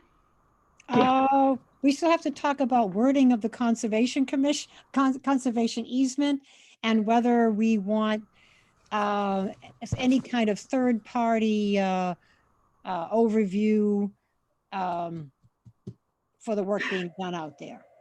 So let me just get Shelley's, do we want to put something down where we would suggest some kind of evaluation by a hydrogeologist? Yeah, I think so. I think I think it would be needed, yeah, especially for the people in Young's Crossing. I mean, that looks God, yeah. more at risk than my development. Because they're right in the way of the drainage to Bow Lake. So we are going to suggest that a study be done by a hydrogeologist of their choosing. I just put hydrogeologist to determine the likelihood. Would you put your paper back up on the screen, Winnie? Yeah, I don't have anything on it for from Oh, this. you don't? Okay, I'm I sorry. don't. I mean, it's basically what you have in front of you. I stopped there.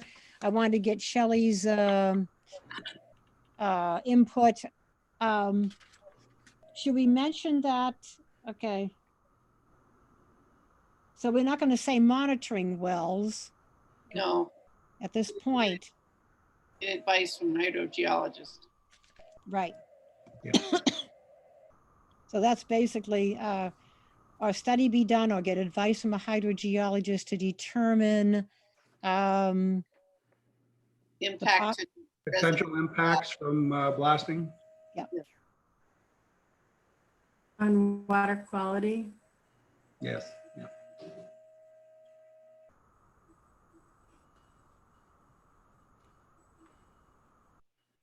of nearby wells. Yeah.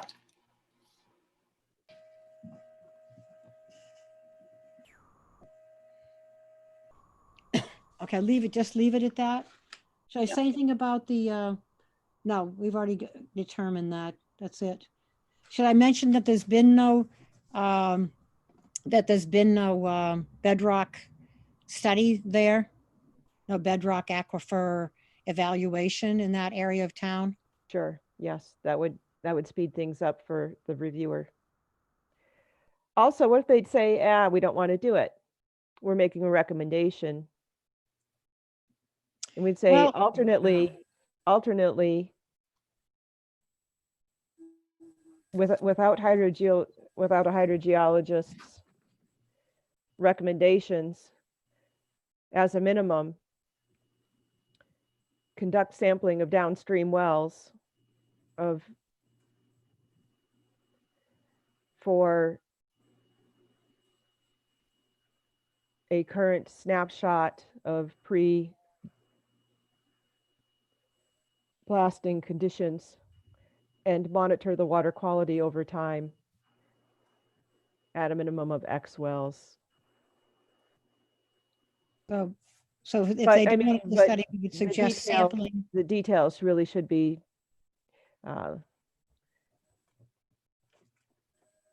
developed by a hydrogeologist familiar with blasting contamination.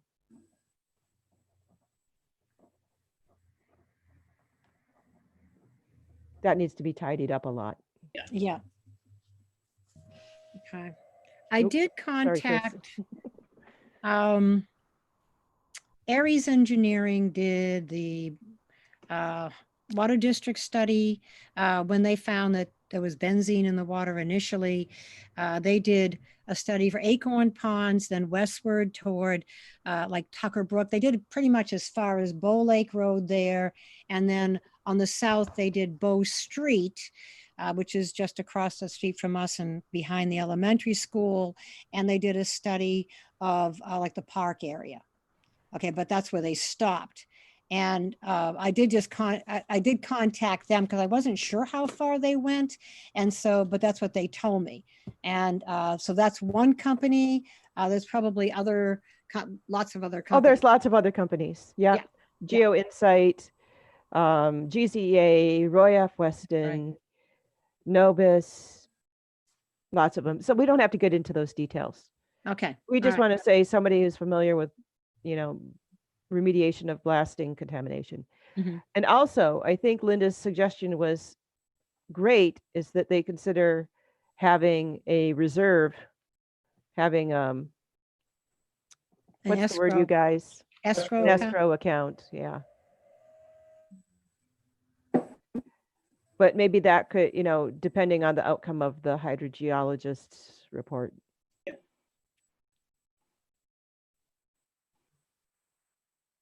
I guess they could deal with that when the time comes, but I think planting that seed would be nice. Right, right. Right. So, all right. Linda, is it okay if I type this up and send it to Shelley and have her just look at the wording? I'm going on vacation. Oh, that's right. She'll be gone. I knew that. I'm leaving tonight. I'm going to my son's tonight, and then we're Oh my driving gosh. early tomorrow Oh. morning. So Ah, I'm itching to go. okay. When is Well, this letter, should we be sending this letter out? Oh, that's another question. Okay. It is possible, they're still working on that from what I've watched. It is possible they may have an in-person meeting. The planning board will as early as July 9th. If that, Linda, you can kind of, I know that the Board of Selectmen is trying to figure out how they will go about opening the town hall for a meeting. I don't know if this will come up at that time. I have no idea. Linda, do you have any idea how Well, soon? here's what the plan is. On June 25th, 2 nights from now, they will decide a schedule in how they will go forward. So we'll know Thursday night. The earliest they will schedule is July 9th. And you'll have a meeting on the 7th. So it's possible to finalize the comments and then at your July 7 meeting, have just a final agreement on it all, any final changes, and then send it out. This would be tight, but I would also recommend, because it would be extremely helpful if 1 or 2 members of the commission could attend when we know that this is scheduled, should questions come up. Right. But that's up to the board, whether you want that to occur or just the letter, or if you want people to represent the letter only and not answer any other questions beyond that, which is probably the best thing because you've done this as a group. But if there's questions about what's in the letter for an explanation, someone could discuss what the commission has agreed to and why. Mhm. I think that would be very helpful to have someone there at that point in time Right. when this letter is being discussed. And we'll probably know when that is on Thursday night. Mm-hmm.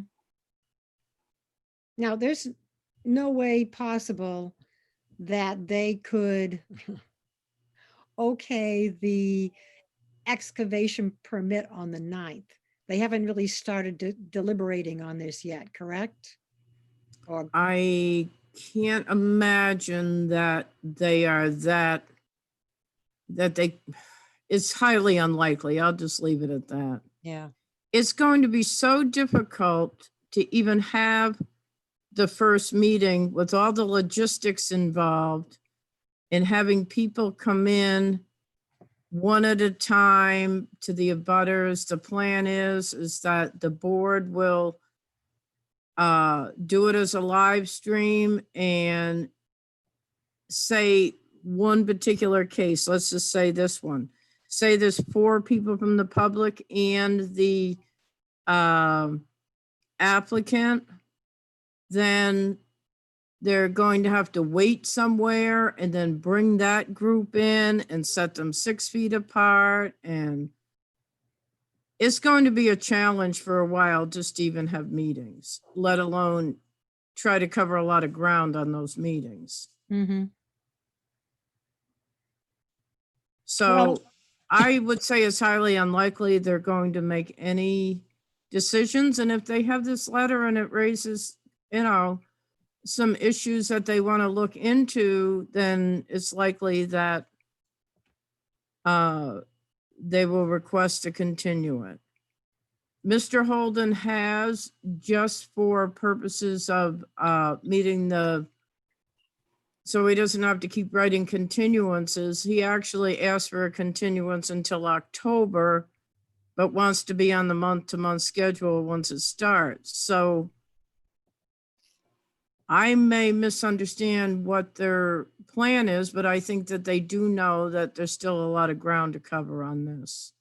Okay, because they really haven't done anything on this. I mean, since the ZBA gave the special exception, well, no, it has come up a little bit. I know, because I watched the planning board minutes, but meetings online, but they haven't gotten into a lot of deliberation, right? No, they have not. Okay, all right. I'd be willing to try to go the 9th. I mean, I do have some complications, asthma, et cetera. So I would want to have I would be very careful, and I would, obviously be happy to comply with any rules that they have, because I want to be safe. So, yeah, and just come in for that case. But they don't even have a time. If we don't get that to them until like the 8th, they're not even going to have time to read it, I'm sure, by the 9th. I know, it's going to be tough. Yeah. Okay. Well, I guess we just plan for that, right? I mean, plan that we finish this up, and then, The only other thing you could do is you could, if the other issues are completely separate issues from the ones that have been identified, send this out and say that an additional follow-up letter will be sent regarding the easement. And what was the other issue besides the easement? hiring a third party to do, to look over the plans and possibly be another person to inspect, because I think everybody here is aware of the fact that the only person that goes out to inspect is the code enforcement officer. As far as I know, nobody from DES, nobody else, it's the code enforcement officer. And right now we have an interim one, or is Charlie Smart there's been, He's interim, but no, here's how the process would work. When they go to do the actual construction itself of the road, that would be overseen if the planning board votes to set up an escrow account and to have inspections of the work done. That would be handled through the town's engineer. They send somebody out periodically to review that they're doing the construction to the plan. Same as they do when they're putting in a new road for the town, that's a development that the town accepts. And certain site plans, the planning board does it. But how that works is it's a condition of approval. And the cost for that is estimated and included for those inspections, included in their escrow account. They will have to bond the value of the work to be done, and they will also, part of it. Because of the nature of what it is, if they only to the point that it would restore it, not to build it. In some cases, it's to complete it. But in this case, it would only be to restore the site. Let's say they got part of the way through it and then they quit. Then the escrow would be called to restore the site, not to build the rest of the road. Oh, right, okay. And so, but that would be a simple, another bullet on there that you request that the planning board do third-party review for the inspections. And that's something that's fairly typical. Oh, good. And it goes to the town's engineer. If the town's engineer doesn't have anybody on staff, they will work with another company and do it that way. The applicant can request to have somebody else do it, but that's up, the planning board can agree to it, and sometimes they usually do, but I mean, most of the time they would, as long as it was a third-party review. Right. Right, because this would be someone, I've just been conferring with Rick Vanderpool because he's done work for the town. And Right. he gets right back to me the same day, which is really cool. But it's kind of like reading over the plan, looking at the site plans, looking at the restoration plan, and then he would be another set of eyes to go out and do inspections. I guess he would coordinate that with the town engineer or the code enforcement officer. He's done things like that. He says, well, if there's nothing wrong, it doesn't get pricey. If there is something wrong and he has to write something up, then it incurs costs. You really can't estimate exactly all of that. I mean, initially he gave me a rundown of doing everything, delineating the wetlands, making reports and stuff. And at this point, it seems like if we had somebody going over the site it goes out and gets familiar with the land and is another set of eyes and inspection, is that what we want? Or do we want something that starts from the delineation, which gets pricey? That gets like $5,000 to $7,000. Are we looking for somebody to go out just to inspect, be familiar, inspect, and just make sure things are being done correctly? What do we think? Yeah. I think that's appropriate. Yeah. That's a great idea. Just to go out and make sure things are being done appropriately. Mhm. They should be, their wetland scientists should be accurate, and we're asking them to flag the boundaries. He could bring up if he thinks that the boundaries are not accurately depicted based on what he sees. He probably couldn't help himself if he saw that. Right.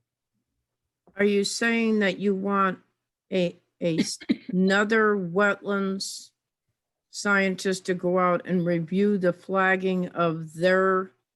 Nope. Because I don't think the planning board would agree to that. No, I'm not. It would be more of a looking at the plan and going out and doing inspections, coordinating, I think probably with the engineer or It's whomever he basically, has to. sorry, construction quality control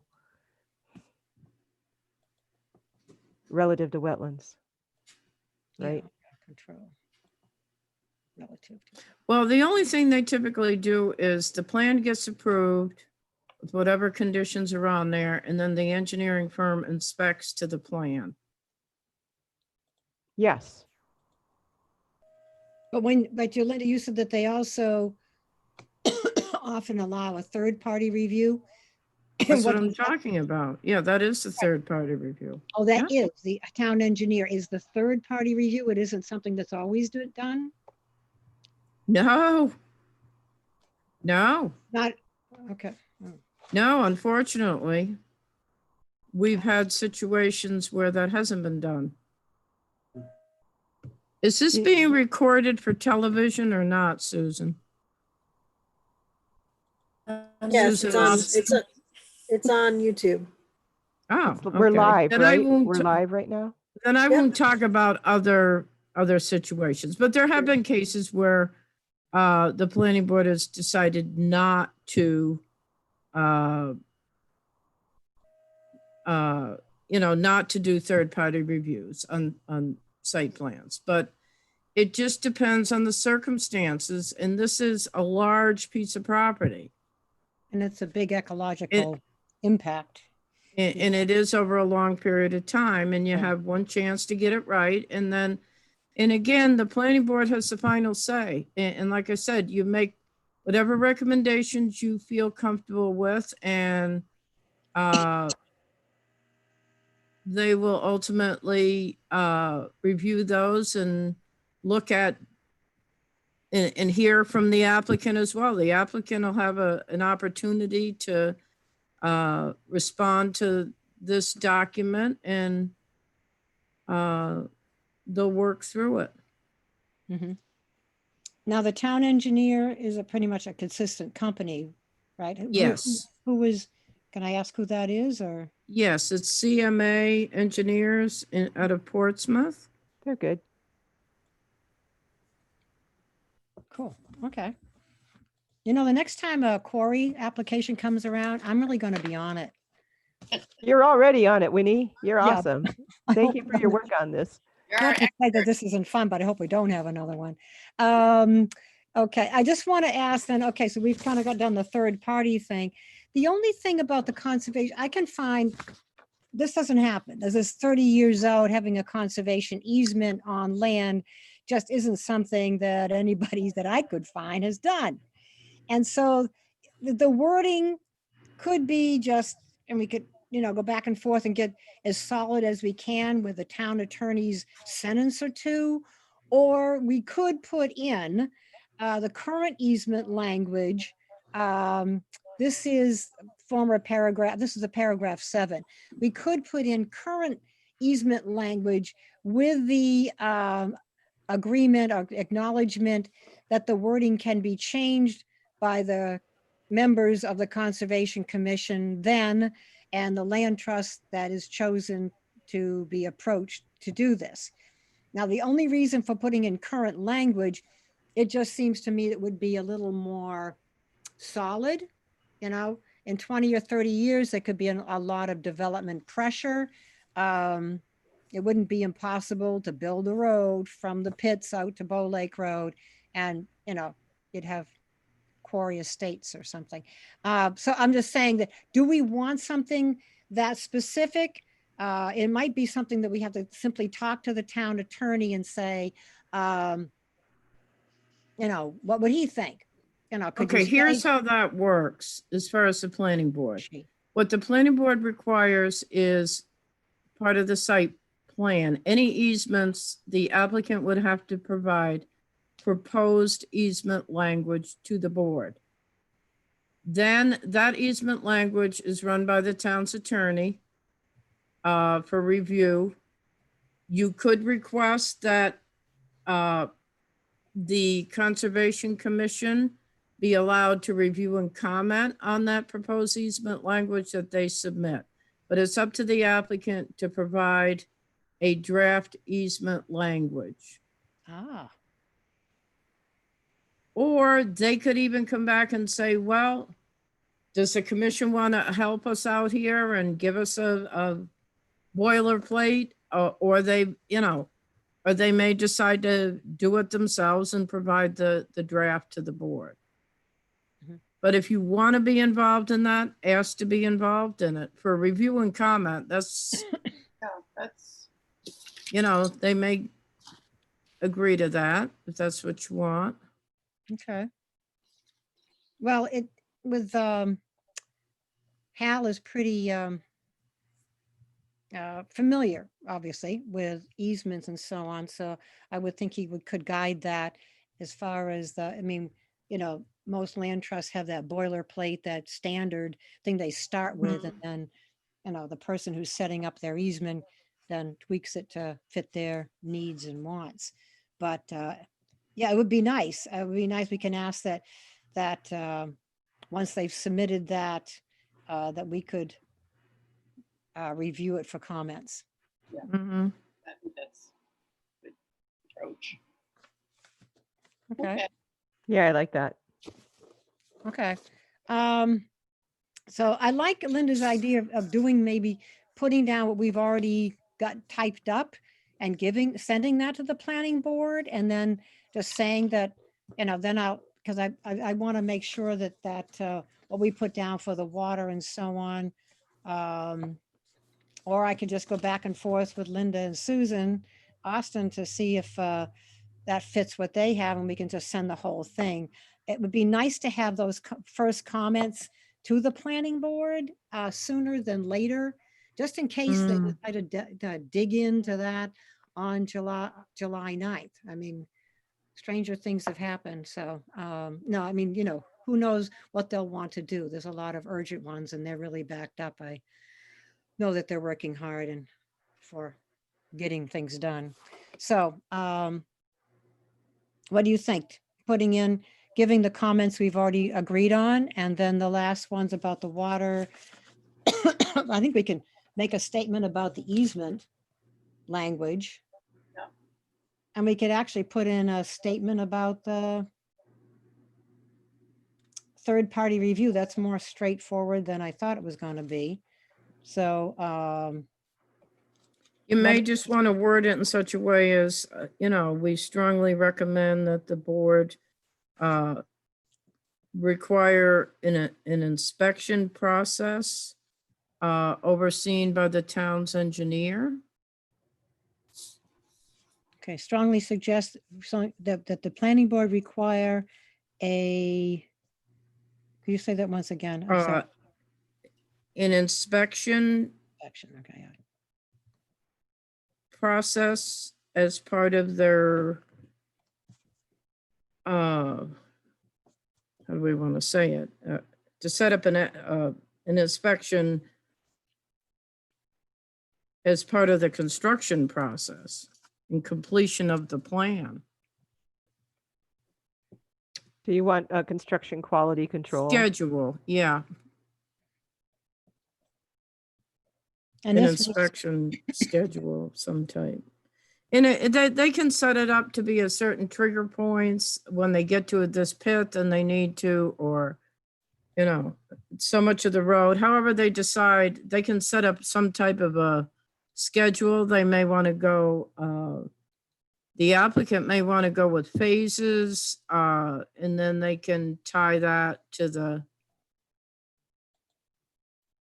whatever the decision is on the plan itself. Mhm.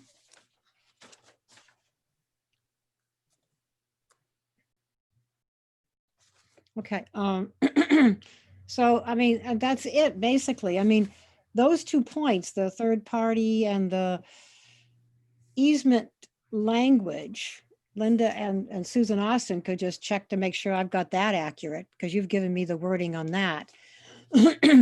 And for the aquifer, we're basically suggesting a study be done by a hydrogeologist to determine the potential impacts of blasting on water quality of nearby wells, as there has been no bedrock aquifer study or evaluation in that area.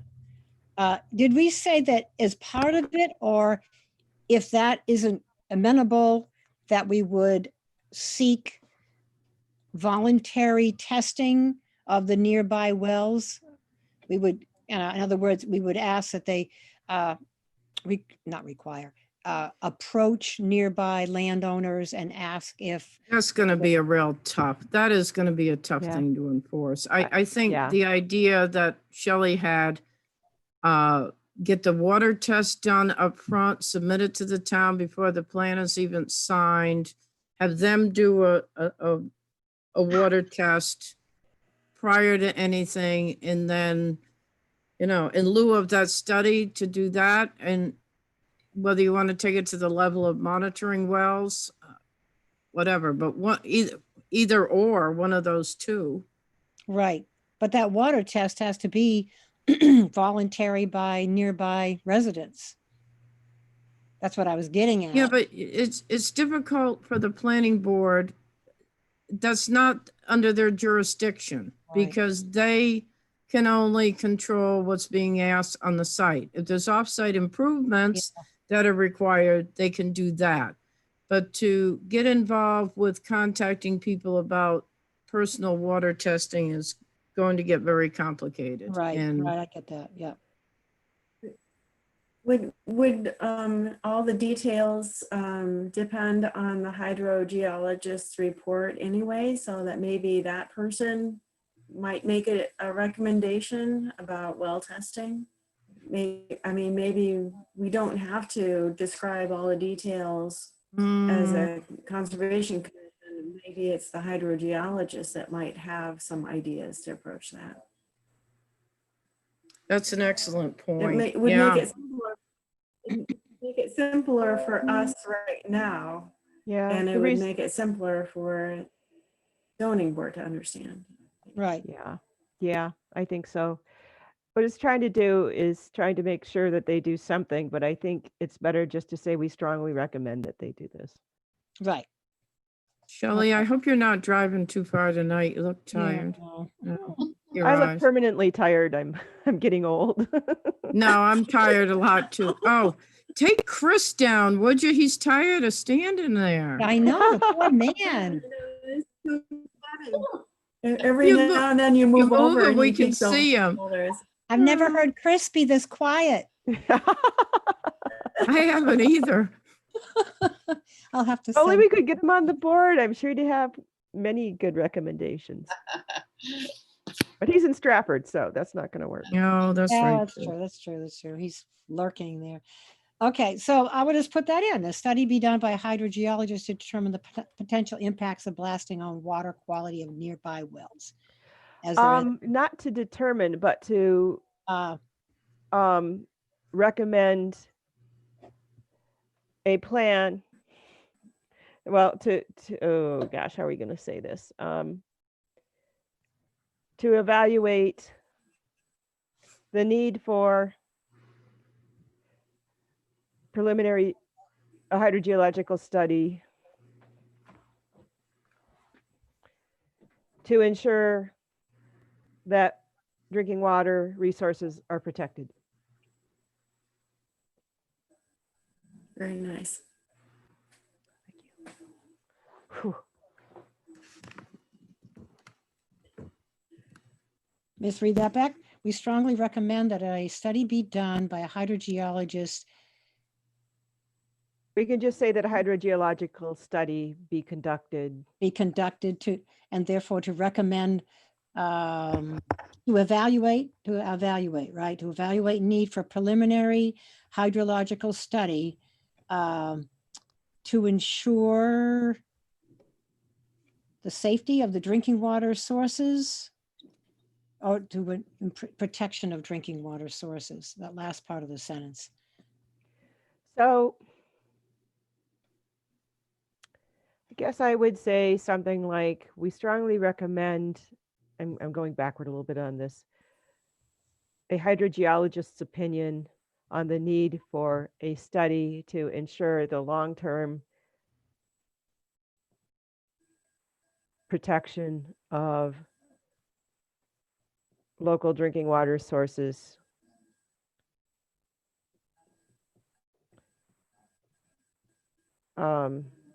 from potential blasting impacts. I think, and I type, maybe I should do that. You I could don't just, compose just standing, No, speaking.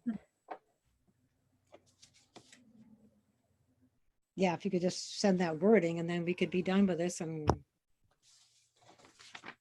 Okay, strongly recommend a Yeah, I think it's hydrogeologist. important. I think it's important to include it in the letter, because then if you send just that statement later, Yeah, it's not it gonna- would be they're not gonna- separate, so. Yeah, yeah. Strongly recommend a that we get a hydrogeologist's opinion for a need for a long-term protection, oh gosh, of local drinking water sources, fill in those blanks. um,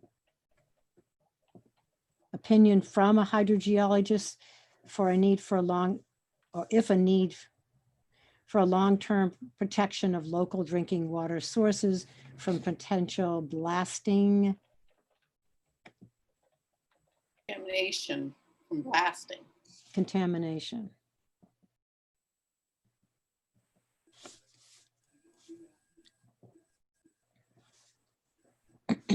Yeah, so we're getting an opinion from a hydrogeologist, okay, to determine a good time for a need for a long-term protection, basically to evaluate long-term protection of local drinking water sources to protect from blasting contaminants, something along those lines.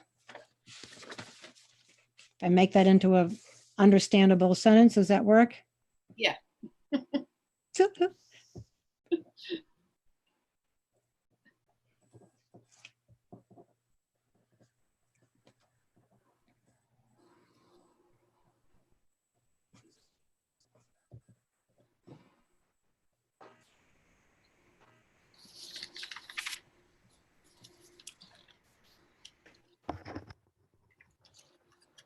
Okay. You want me to read something back to you? I've got so many sentences here. They're all running together. Okay, so we strongly recommend that we, or they, the planning board,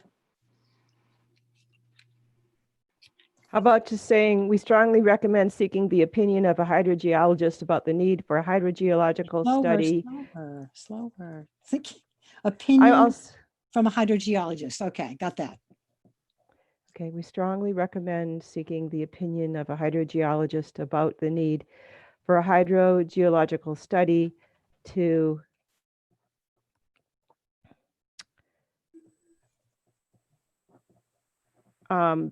I could use a little help here, but the big idea is to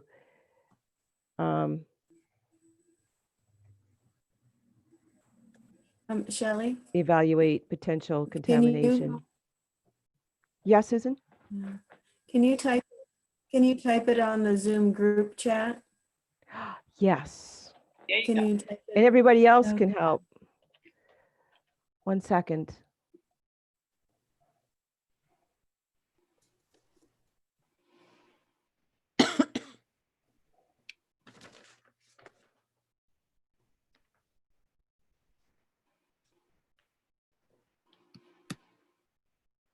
I'm sorry, I have to, oh, there it is. Thank you. Okay.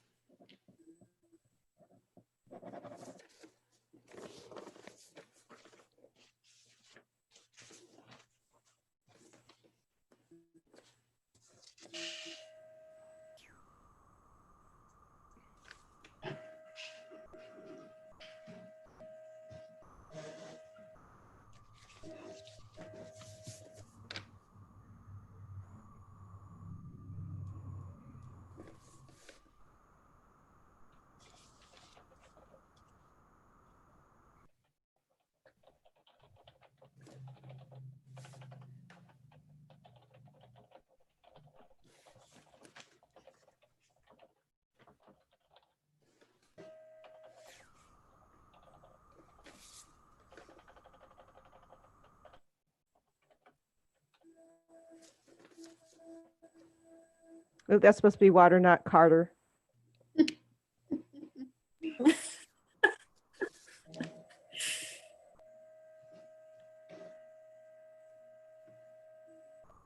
That sounds good.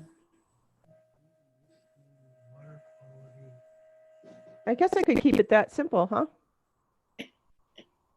Okay, Yeah. sounds good. That's good.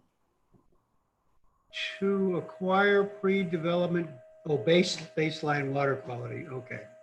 And try potential. I guess that would be like baseline in parentheses.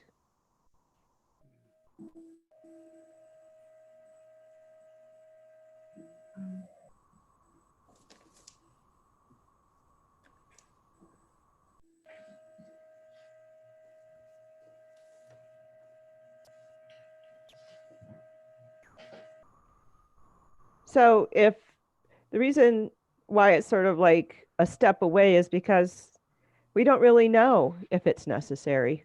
Right. It seems like it would be a good idea, but those who have more experience with blasting materials would, hydrogeologists that have more familiarity with blasting materials,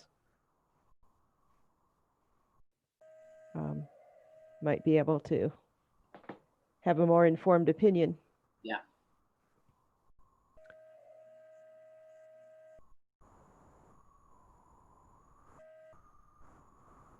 Okay, cool. The only other thing I noticed was, and I think Linda already said this, that it is assumed that Mr. Daco will cover the costs of a conservation easement when that time comes.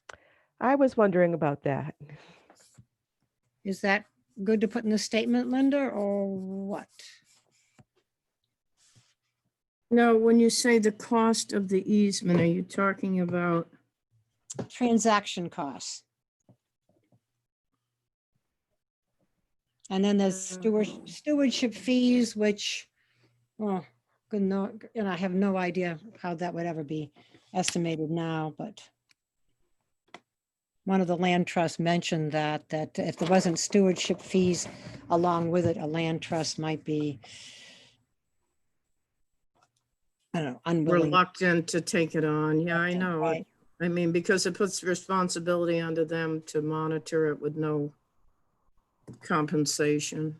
Right. Certainly, and wouldn't they need to have a certain post-development land survey done too? So an additional cost just for the elevation survey, I mean, the property survey? Isn't that in their remediation Usually plan? part of it, yeah.